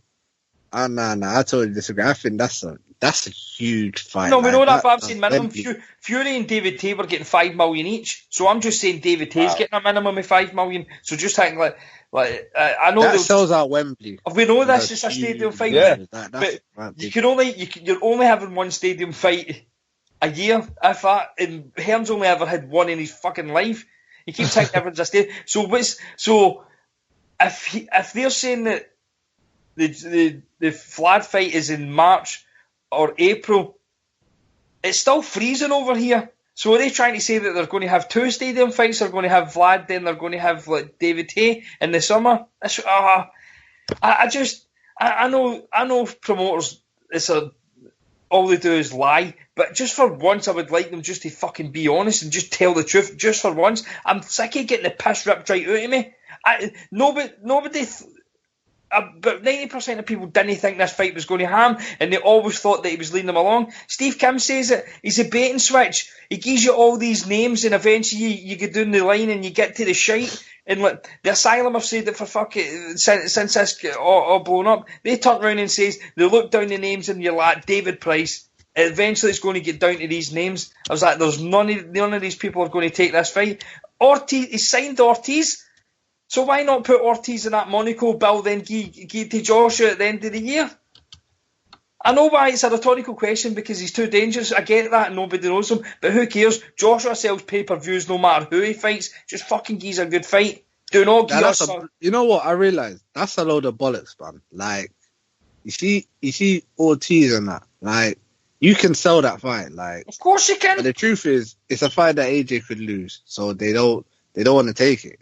Like, this whole bollocks, this is all bollocks when they say, oh, nobody knows who that guy is, and Eddie Hearn can sell anything. Nobody knew who Charles Martin was. Nobody knew who Brazil was. He can sell anything. Yeah. I mean, it's a load of bollocks. And I know I'm Captain Obvious here, but you guys are obviously answering your own questions as to why he's not fighting dangerous opponents. What I'm saying is, like, the big thing for me was when Paulie said on his podcast apparently that AJ Vlad's not happening this year. So he says that Hearn told him so.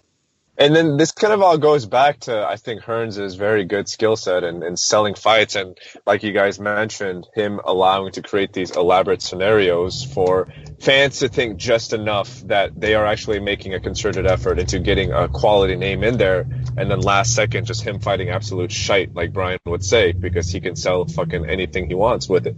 But AJ, right? So you know the thing with Eddie Hearn? Eddie Hearn was the first social media promoter. The first social media. He was the first guy to get in there, and he works it down to a T. He's amazing at it, and I've always given him credit for that. And he gets so much goodwill with that because he always interacts with the fans, no matter what. Yeah.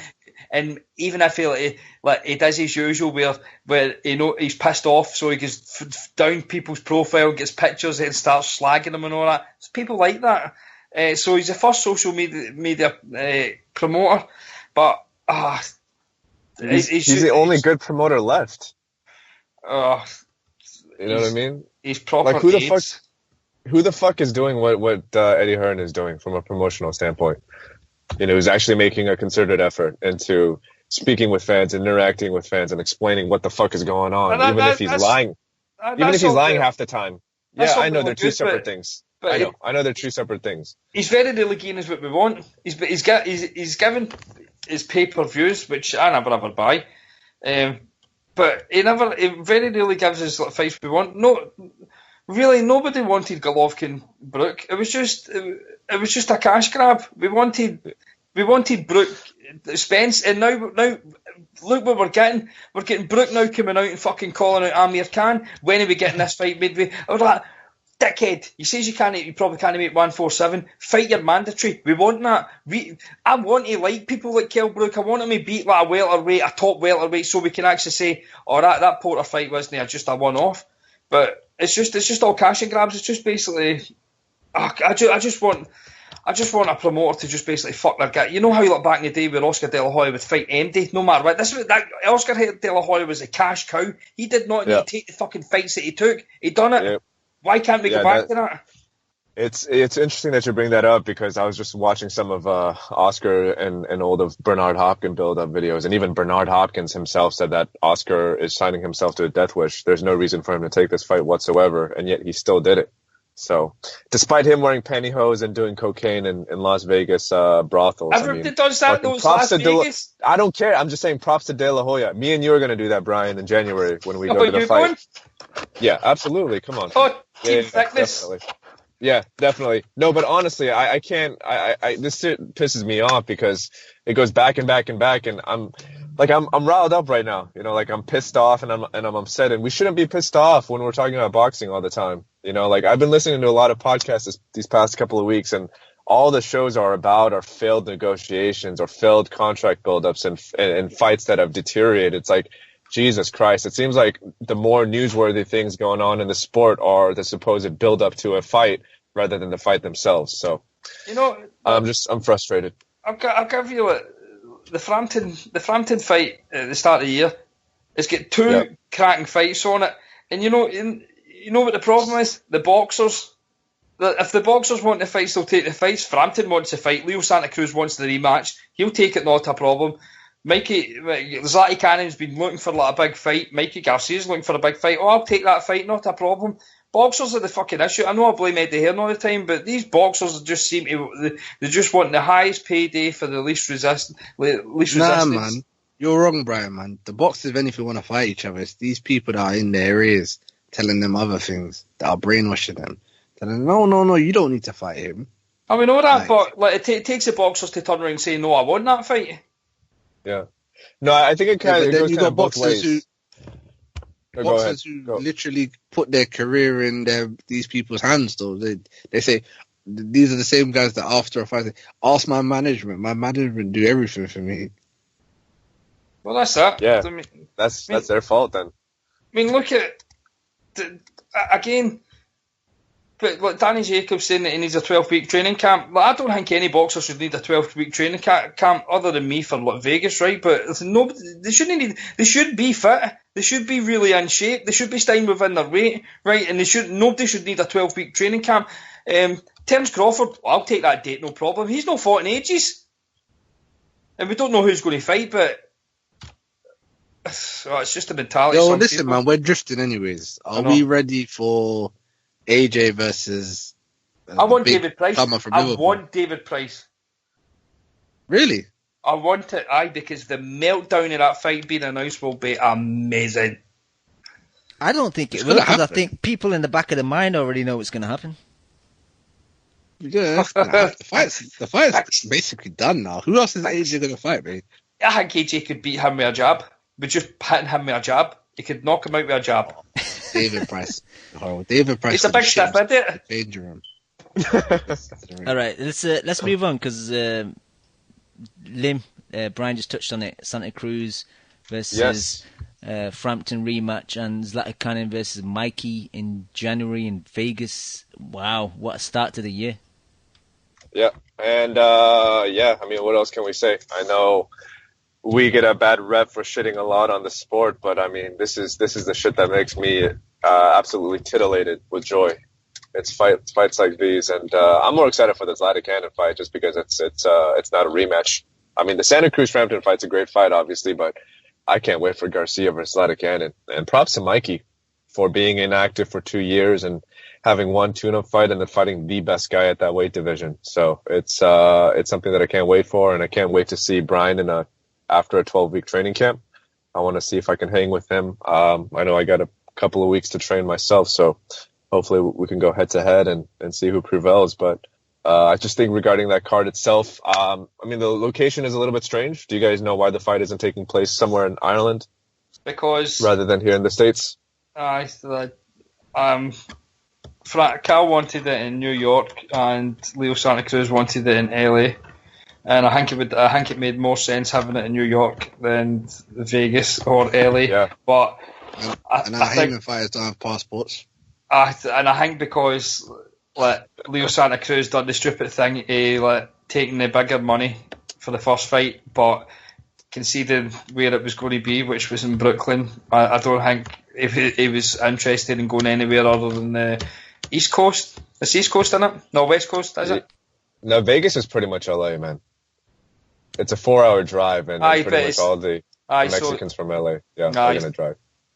So that's basically why. So I think the kind of bit of common ground was having it in LA. I mean, I said the other day, I blame like Bob Arum and Al Heyman for cheapening.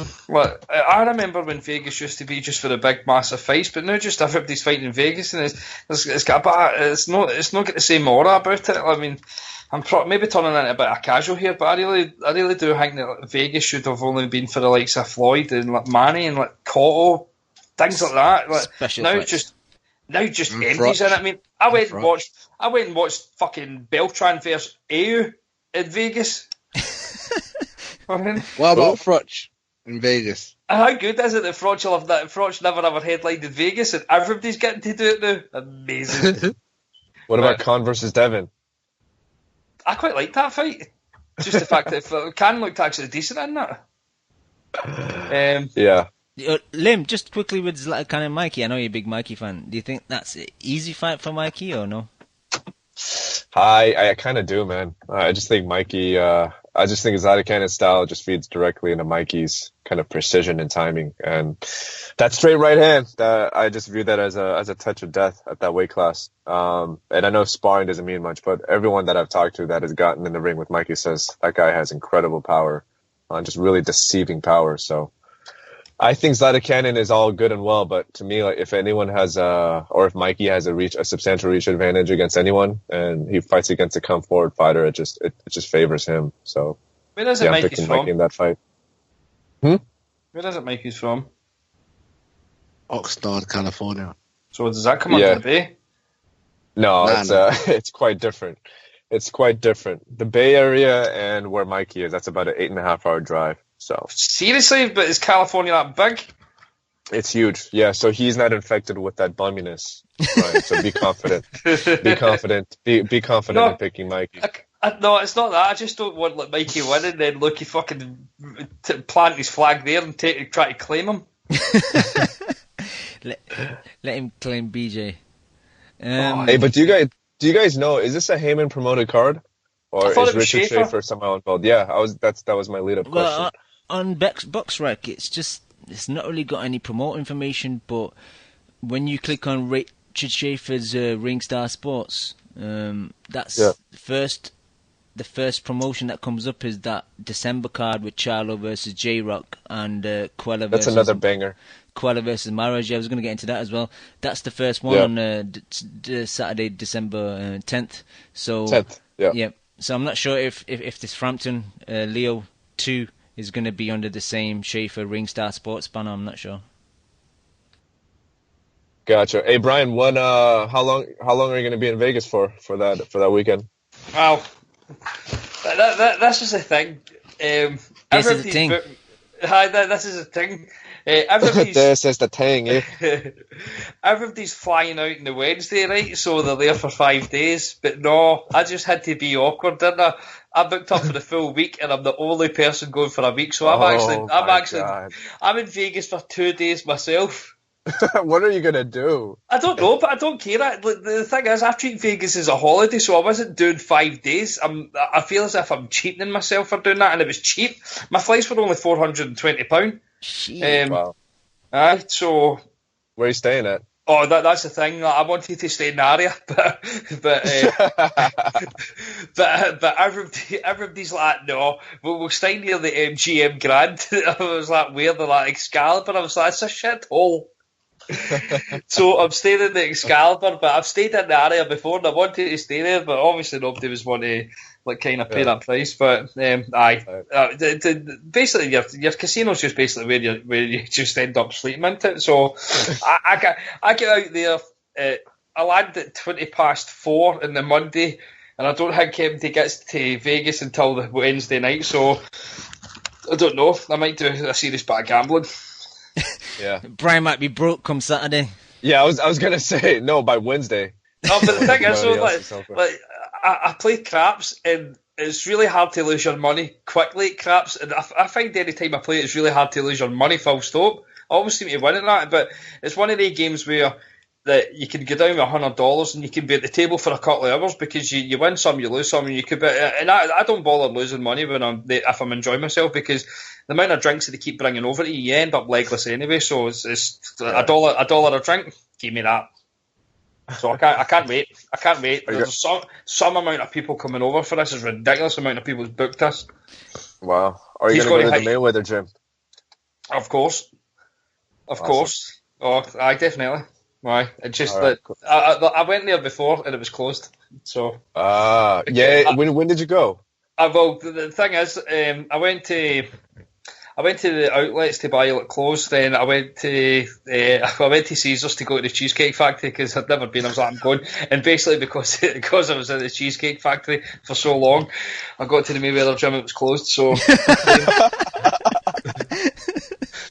And it's worth every penny though. Cheesecake Factory is minted.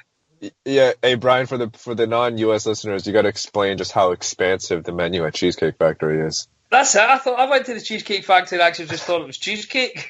It's not. It's everything. Had a meal and everything. It was great, and it was right outside a big, massive aquarium. It was great. Just sitting there chilling with my TNT hat on, looking like a caggle. Oh, fuck, that's funny, man. Cool.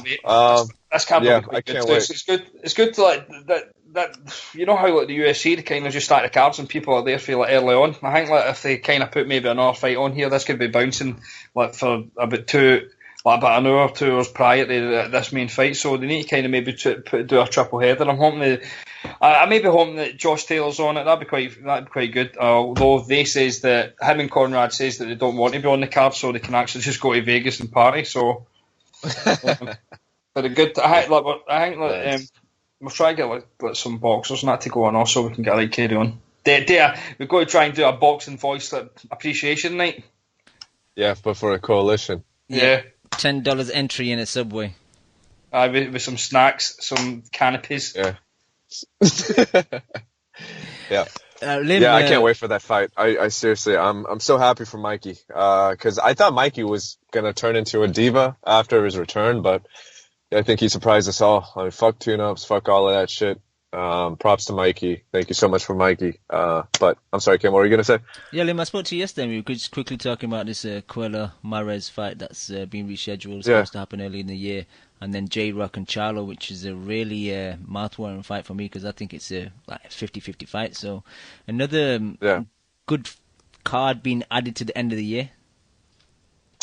Yeah, I'm definitely excited for that fight. That's taking place in downtown Los Angeles at USC, my alma mater. I went there for a year before transferring out, but it's taking place at an arena. I think it's going to hold about fucking 14,000 people. I doubt it sells half of that, but that Mares-Cuellar fight, honestly, I think it's going to turn out really bad for Mares. I don't really give Mares any shot in that fight, actually.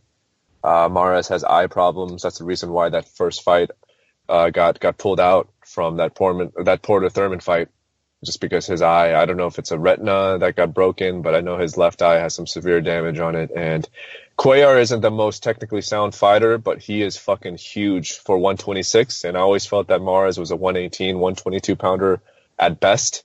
And then when you add to the fact that Cuellar has massive fucking power at that weight class, I think the first time that he connects on Mares' eye, the fight's going to be over.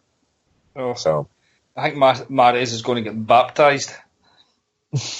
I always wanted the Mares-Frampton fight. I always thought because of the size of them.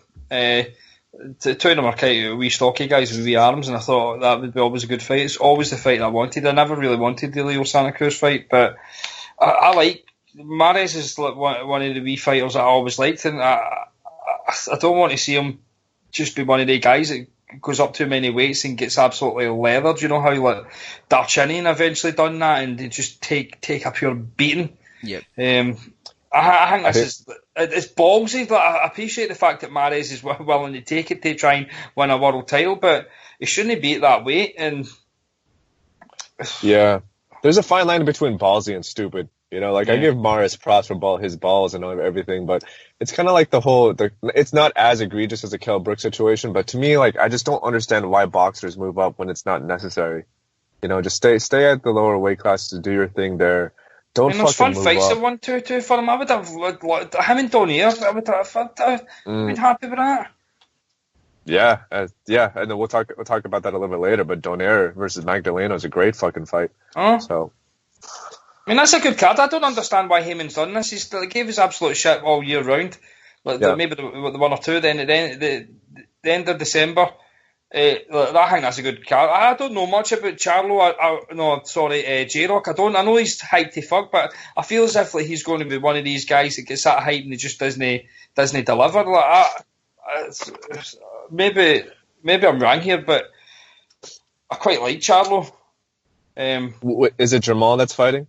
It's a puncher, is it not? Yeah, Jamal. Yeah, Jamal who fought Bondridge and beat him, and then fought Austin Trout in his last fight. I don't know if it's like I don't rate J-Rock and it's because I hate his trainer, because his trainer seems to have a lot to say about but does nothing about it. He used to be one of the guys that would do nothing but defend PBC because he was on it, even though his fighter was on the receiving end of being shafted all the time, and he still seemed to defend it. And I know that the bread man, he gets a lot of props, man. I can't stand him, and I think that's kind of transferred over to me. No particular like J-Rock, but I don't know. I think there's a seriously a bit of hype about him. Whether he delivers, I don't know. But that's two decent fights on that card. No, I don't understand Heyman's reasoning here. Give you nothing for ages, and bang, the first 4 weeks. The December and January gives you 2 crank cards. So weird though. Maybe it's Schaefer. Maybe it's all Schaefer. Fuck Schaefer. Horrible man. All right, quickly. I like Schaefer. We talked about. I hate him. I love my boy Oscar. Moving on, we quickly talked about heavyweights before, but Parker Andy Ruiz looks set now. WBO title on the line, and the winner has to defend against David Haye. That's embarrassing. I know Ruiz is undefeated, man, but come on. No, I don't think that fight's bad. I think the fucking ranking system is absolutely disgraceful. Exactly, that's what I'm saying. How the fuck is Haye that mandatory position afterwards? He wasn't even fighting for WBO ranked belts either. So what the fuck is that? Wait, is this the WBO? Yeah. Oh, fuck the WBO, man. The shit that they said about Canelo versus Billy Joe Saunders, I'm sure we're going to talk about that a little bit later, but the WBO and they're bullshitting about this, and then the WBO selecting Felix Verjardio as the best Latino fighter in 2016. Oh my God. Get the fuck out of here. That's the shittiest organization in boxing, man. But I heard Gareth A. Davis all day, I went right off that guy and all, because he seems to be one of the journalists that just wants to be pals with everybody. He never wants to rock the boat. He's never critical or nothing. And the way he tried to describe how David Haye was ranked here, and his reasoning is, he should have just been honest and turned around and says, look, there's a lot of corruption within these governing bodies, and you wouldn't put it past them whether there's money going. I know he can't go that deep into it, but he could have said something, but he didn't. He just basically turned around and says that David Haye brings a lot of fans, as if that's a reasoning why.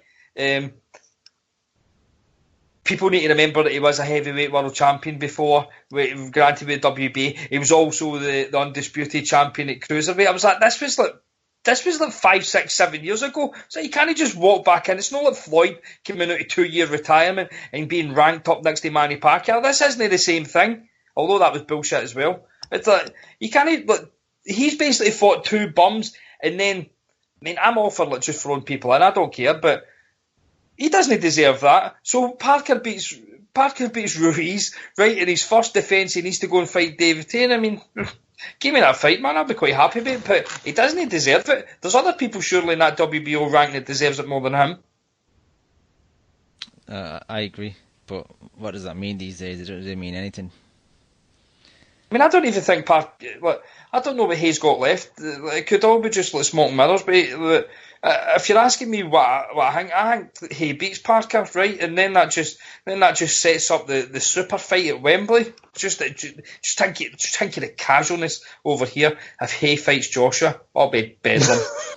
I don't care what people say. Joshua's the biggest name, right? But as in pay-per-view wise, but Hay is the biggest name in British boxing. I do not care if you can get 16, 17,000 self-promoting yourself, has no TV deal, and you're having to promote your fights just through Twitter, and basically Hay who's himself be going on to TV programs and chat shows and things like that. He does a good job, and if he can do that, he does a better job promoting fights for himself than Warren does for his full stable. It's crazy.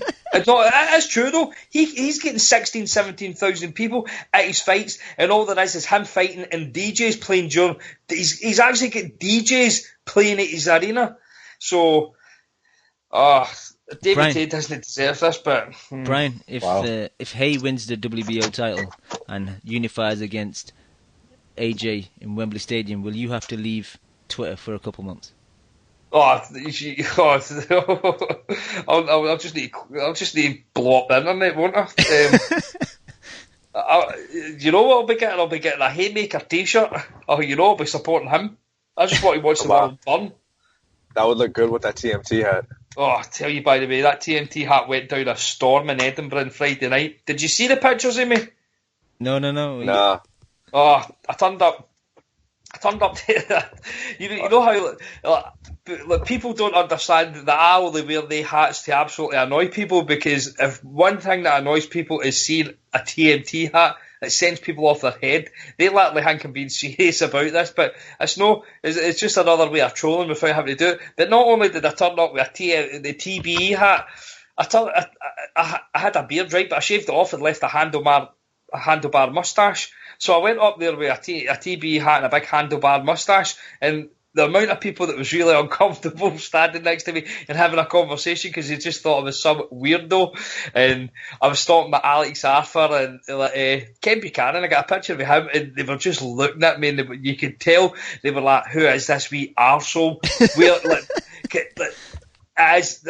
I don't think that you could basically offend more people than wearing a TBE Floyd Mayweather hat, because we know that he's not the best ever, but people think that the people that wear the hats think that's true. It's no, we just wear it to annoy cunts. And like Alex Arthur, who was the other boxers? Like Carl Frampton walked over, and they just looked at me. He's like, "Look the fucking." It was amazing. Funny, it was amazing. I went to McDonald's after it, and like just drive down for your food. I was like, right, no problem. So I just drove down, and the guy was like, "Oh, how are you doing?" And all that. Went over to hand my food, looked at me, and burst out laughing and walked away, because she's obviously seen this handlebar mustache, and nobody has a moustache over here, so I just looked like a right creep. Magic. What made you do that? I don't know. I just felt as if, like, I don't know. I just wanted to make people feel really uncomfortable up at the fight. And I was standing and talking to people, and I was just stroking my moustache, and they were just looking at me. It was just, it was right weird. So it was great. Shit. All right. Hey, just one point of advice: if you go to any of the strip joints in Vegas, don't wear your TMT hat. I'm wearing the Girl Collection. No, I'm wearing the Girl Collection. You get a discount. I heard they have a bad history of tipping the dancers and putting hands in places where they shouldn't be. Oh, that's my kind of place. Let me quickly have a break. Give the people in the chat a shout. We got Mr. Fix, Mr. Fix, my boy Caffeine in Hip Hop. Steve Wellings, my boy from the Asylum. Nunez 83, Pinhead 360, Nothing for Something, Bill Bones 101, Joey D14, Shams 1000. African Shah, Boxing MD, Doe Masters, Jason 268, BRD Hay, Basileos, Kevlar, Mr. Dermo, Beast Mode, and 16 guests. Alright, Dan, let's quickly touch on our boy Nonito fighting Magdaleno, and also you want to touch on Canelo and Billy Joe thing, WBO. Yeah, Nonito Magdaleno is a good fight. I don't really rate Magdaleno that highly. How do you guys view Magdaleno? I was going to ask you, Lim, I've not really seen him fight. Like, what type of style is he? Yeah. He's a Mexican fighter, but he fights much more on the outside than a traditional Mexican fighter. He's really quick. That's the thing that impresses me about him after watching a couple of his fights, but he doesn't generate that much power. And I think he gets a little bit too cute with his punch selection. So I honestly have Nonito winning by stoppage in the later rounds in that fight. So I still think Nonito is a pretty damn good fighter at 122. And there's not too many guys at that weight class that I think can sustain his punching power for too long. There's some fights that still can be made that are really juicy at like 122. Like Nonito can be involved in so many good fights. Yeah, definitely. But at the same time, I just think Nonito's in a place right now where he's just trying to cash out. I mean, me and Abe, we talked to him when we went to that fucking Crawford fight. And he just seems like a guy who's checked out of the fight game. You know, he just wants his paydays and just be done with it. You know, I don't think he really gives a fuck about training and all that shit anymore. He's just glad to get his paycheck. Exactly. But yeah, if you want to talk about the Canelo Saunders, that's just fucking bullshit, man. That's just I don't know what trying to. About this. Yeah, what's the background of this? Because I'm not 100% sure about what was said. No, I just think the president of the WBO is really pushing for that fight. He hasn't made it a mandatory, but he has claimed publicly that that's the next logical fight for Saunders and Canelo to step in the ring with one another, even though Canelo's last fight was at 154. I mean, we all know that Canelo is masquerading around as a 154 pounder when he's a true middleweight, but it's just fucking retarded, man. Like, this guy is just fucking quiet as hell when it comes to making any kind of push for a Golovkin versus Jacobs fight or Golovkin versus Billy Joe Saunders. And yet now he has a cash grab opportunity, much like that, mandatory positioning for that, Parker Ruiz fight. And it's so apparent that these guys don't give a fuck about the belt itself. They're trying to get the highest percentage of the fight that can be generated. And it's kind of funny going back to what you guys said about, I think Brian alluded to the president saying that Hay was a big draw and that, applauding him for his prior, prize making skills and whatnot.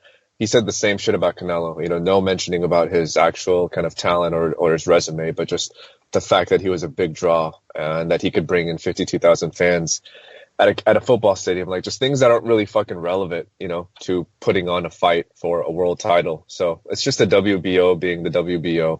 But that's all.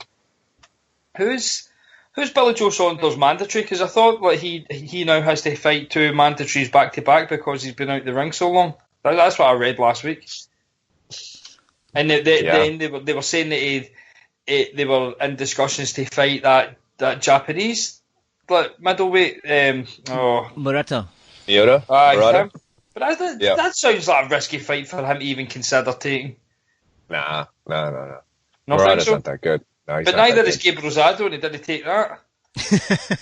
You know what? I'm actually happy he didn't take that fight because Gabe Rosado doesn't deserve anywhere near a title shot. So, fuck that guy. But I don't know. When was Billy Joe Saunders' last fight? It was the Andy Lee fight last year in December. Wow. They say that because he's been inactive so long, he now has to fight these 2 mandatories back to back, and I don't know who his mandatory is. That makes no fucking sense. Looking on the website that I use for rankings, fightnews.com, they got Kurtzidis number 1 and Tommy Langford at number 2, and then Murata at number 3. But I don't know, Tommy Langford, I don't know how he got so high in the WBO, but it is the Warren organisation, so. I mean, right, that the non-son saying that Kurt said, say Langford Murata. I mean, there's absolutely no danger that Billy Joe Saunders is fighting that Kurt Sidesay, or however you spell it. I'm having a nez there, aren't I? I mean, I'm such a Billy Joe Saunders fan right up until this year.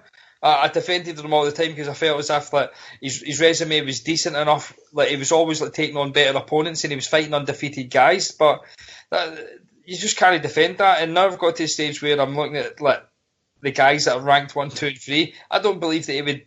Oh Jesus, lucky Colin. He's pretty knocked me off the game. I just don't see him like taking 3 fights. Like, why would he? And why would Canelo be like, ranked as mandatory anyway? Why would they do that? He's not ranked as mandatory. He's just outwardly, publicly advocating for that fight. So I don't know. I guess, yeah. I would like to be honest. I wouldn't mind the WBO doing that as long as we yeah. It's a good fight. It's just basically like Canelo dropping the belt to get down the division, to win a belt, to get back up to the division that he dropped the belt for, to win a belt off the easier champion, to then fight the guy that he dropped the belt for. It's so stupid. Eventually, so basically what you've done is you've dropped all the belts to eventually come back with a belt that means really nothing, because you're the A side of this fight anyway, so you're getting the majority of the money. So all you've done is you've just... Why not just be honest and say, look, I'm not ready for you, I'll be ready next year. That's all I asked for, you know how I said earlier on? I just like a bit of honesty. Just turn around and just say, look, I fought Cotto because it was an opportunistic move. Should have dropped the belt then, but I didn't.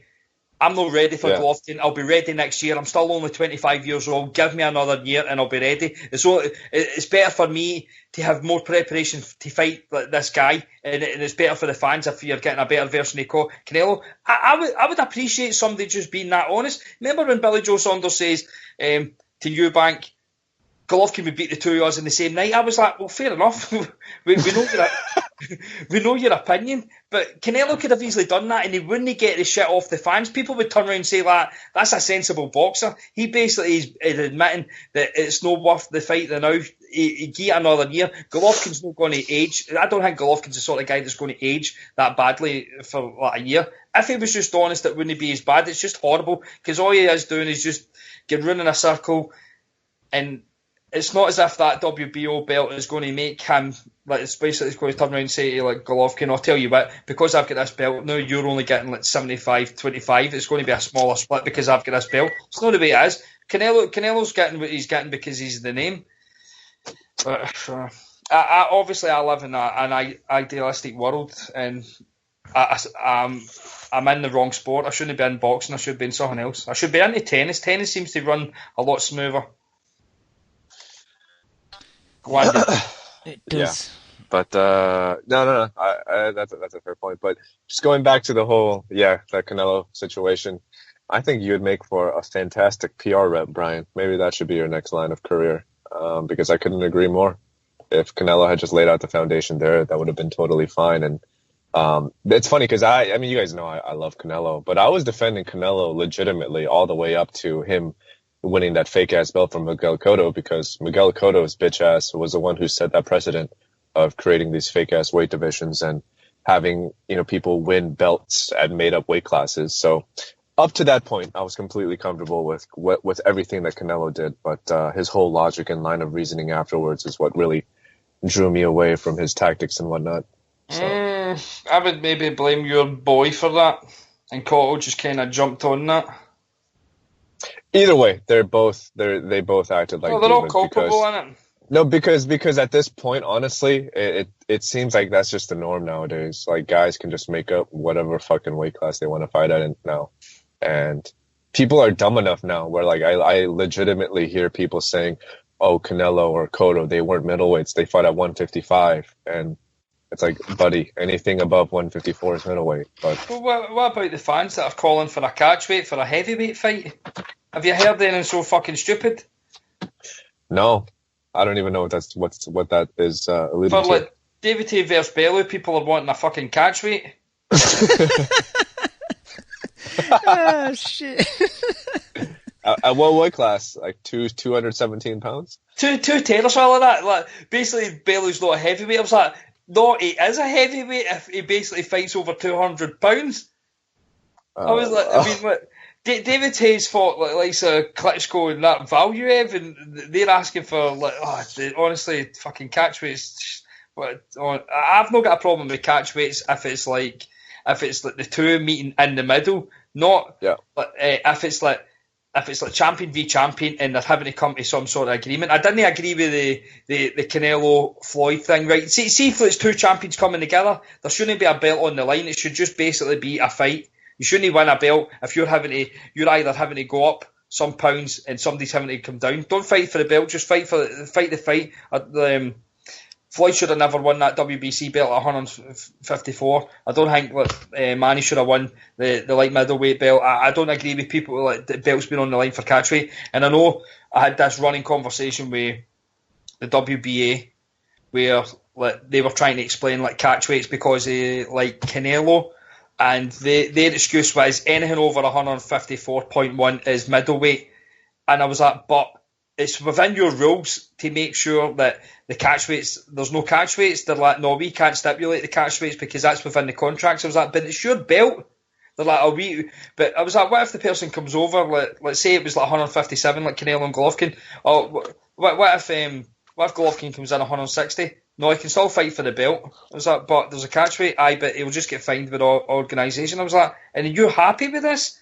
So even though organisations turn around and says they've not got the rules to implement that either. It's just a fucking shitfest. Yep. Honestly, I would love to get just like an educational background on all of the organizations and what their general rules are, because I still have no idea. Like, I was not aware of this percentage split between the quote-unquote super champion and the whatever bullshit, secondary belt until this Danny Jacobs-Golovkin situation arose. And that to me is pretty astounding. I'm pretty sure the IBF is 85-15. Or is that the voluntary? Because remember when Froch Groves won, and like Groves went over to America to like campaign to try and get a rematch done, and they were basically like, I think Hearn was basically offering him maybe 80-20, 80-25. I don't like no 75-25. I don't quote me on that, right? I don't know what was getting offered, but he forced the IBF to put a rematch in, and then they were all coming out and say, you're a fucking idiot, you're getting less money now because it's an 85-15 split because it's a voluntary. So they've all got their own ones, because I'm pretty sure that if it's a mandatory for the WBC, is it not 55-45, but 10% or something like that gets held for the winner, something like that. So that's kind of like more reasonable, that split. But there's somebody kind of posting that in. So WBC 70-30, right? Okay. Oh well. Yeah, Cam. Sorry for driving us to that black hole. But you got any other topics or things you want to talk about? No, I was going to throw it to you guys. If you've got anything else you want to talk about, if not, we'll just quickly touch on next week. It's pretty dead. I know your boy Bivol's back. Don't know what happened to that interim WA title he won in his last fight, because that's not on the line. He's in a 10-rounder. But apart from that, boxing-wise, next week's pretty dead. Got strawweight Jose Argumento versus Jimenez in Mexico, and you got Juanma fighting Wilfred Vasquez Jr. in Puerto Rico. But apart from that, dead weekend next week. Yeah, that Juanma Wilfredo Vasquez Jr. fight is pretty depressing. Yeah, he's going to end up dying in the ring if they keep just putting that. Wait, where does that fight happen? In Puerto Rico. Isn't Juanma the guy that Mikey Garcia made? Mikey Garcia is the guy who made him do the snowflake dance on the canvas. Is that not who like Francisco Vargas took clean out about 18 months ago? Yeah, a lot of people have took Juanma out, man. I remember. I liked Juanma as well. I was a fan of him younger. Yeah. Like that. That's how I kind of hate Slido as well. Slido took his soul. He did. Yeah, but Limmy, you excited about Bivol being back? Like, it's like your love for Bivol has slightly kind of gone away. I don't know anything about his opponent. Is he any good? I've never heard of him before, and like African Chai in the chats made a point which I noticed earlier on today as well when I was looking at the background of his opponent, that he's got the Bivol fight lined up this week. Then he's got a fight on Bonfire Night, which is November 5th in the UK. Then he's got a fight on the 25th of December. So he's very opportunistic that he's not going to get knocked out by Bivol. It sucks because Bivol isn't training at the wild card anymore. I don't think he is. So I can't see my baby anymore. So it just seems like what's that saying? As something distance goes longer, the heart goes fainter. Or I don't know. Absence makes the heart grow fonder. I don't know. I guess I just fucked that up entirely. But what I was trying to say is that as Bivol has gotten farther away from my physical location. Yeah, I don't think about him as much anymore. I still remember the first time I saw him, and I just looked into his eyes, and I was so afraid. I've never been more scared of a person in my life than that moment that we locked eyes, and I just shuddered in fear. You know, there's so much just brutality behind those eyes. But unfortunately, that probably is gonna. I have no fucking idea. He looks like he's Asian, but he's from I don't even know where he's from. Is he from Russia? Was he born in Russia, Cam? I think he's Russian, but he looks like he's got Kazakh background, possibly, just from his facial features. Or maybe even Serbian. Yeah, definitely. Yeah, he definitely has some Asian features behind him. But so that sounds good. He probably grew up in some sort of fucking civil war. And if you watch him train, like, he has the strangest style when it comes to mitt work and bag work that I saw. Because when I first saw him, I thought he was pretty bummy, to tell you the truth. But he's very fluid. He has such a unique style. But I don't know. I don't know anything about his opponent, so I'm not going to predict the fight. But I definitely have large expectations for him and Gradovic. Not Gradovic, but that other guy. who's fighting on the undercard of. For the other light heavyweight one, is it? Gavotnik. Yeah. And I know people are shitting on Gavotnik because he got dropped in that last fight, but he's still a damn good fighter. So you need to pump the brakes because he's fighting Chilemba. We didn't even talk about that, but props to him, man. And props to his manager, Igis Klimas. He's the guy who manages Lomachenko. He's not afraid to put his fighters in there with top-level opposition early. I know Chilemba isn't top-level per se, but I mean, Gavotnik has like 12 fights, so this is definitely a huge step up for him. Who's the guy who's fighting Barrera? I don't know. Shabransky, that's who it is. Yeah, but that's all I got, Cam. Nothing else from me. No worries. Brian, anything else from you? What's next week's movie? Ricky Burns is the king. I hope that fight doesn't ever happen. Ricky Burns v Josh Taylor. It's the last thing I want to see. So I know you were talking about that earlier on, and I don't want to see that shite. And Brian, what's next week's movie? I was actually going to do a double header today. I was actually just going to walk out the cinema and then just walk into another one, but it sucks the life out of you. It really does, sitting for about 2 hours. So I've actually done that once before. I've done that once before. I think there's a couple of decent films. Yeah, I heard Jack Reacher was dog shit. Nah, it wasn't good. It's not as good as the first one. I think there was a bit more comedy and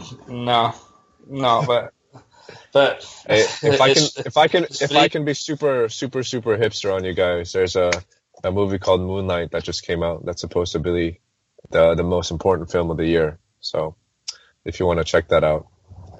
What's that about? It's pretty dark. It's about a gay African-American male growing up in the projects of Miami, and it just kind of documents his life from his early days to his kind of his adolescence in high school and his life as an adult. But I heard it's really fucking good, and Naomi Harris is one of the leads in it, so I'm a huge Naomi Harris fan. So the woman out James Bond? Yeah. Alright, I know the film you're talking about. Yeah. Alright. If you guys haven't got anything else, shall we call it a night? Yep, sounds good. Alright, I want to thank you guys for jumping on the show. Hamada also earlier. I want to thank all the people in the chat and all the people that download the show week in, week out. We might possibly be back next Monday. It just depends on if there's enough guys on that. I'll try and maybe convince Chemo to have a show on Friday the 4th, just before the Pacquiao Vargas on the 5th. So if we don't have a show on Monday, we possibly may have one on the Friday. So thank you for listening. We'll be back. Peace. You just listened to the Boxing Coalition. Dude, man, I love boxing. I fucking love boxing. A big shout out to the Boxing Coalition. You're a newbie. No, I ain't new, man. If my fucking next door neighbour became the #1 flyweight in the world, you know what I'd do? I'd fucking walk past the cunt. Derek, how you doing, bro? I was physically burn you, blood. I disagree. First time I hear the show, man, it was fucking badass. Vamos a Argentina, la concha de su madre. I see the bomb in them. I get home and she's like, what the fuck? Me and the kid are here. Why don't you get home and talk to us? I'm like, man, you guys don't know shit about boxing. Kel, how does it feel to be the new IBF champion? Feels great. Did we really dive into the black hole right off the jump? I think he's hiding glass. Just to play devil's advocate. You want 1 portion of crow or 2 portions of crow? Give me 2 portions with a supersized fries and a large drink, please. I can't stand him, what? I'm Scottish. Cringe side? But you won't rush Anthony fucking fat ass Joshua, would you? He's not fat. How about you tell us what you weigh for your final thoughts? My weight? Thank you for listening to the Boxing Coalition. We are live every Monday, 10 p.m. to 1 a.m. UK time, 5 p.m. to 8 p.m. Eastern.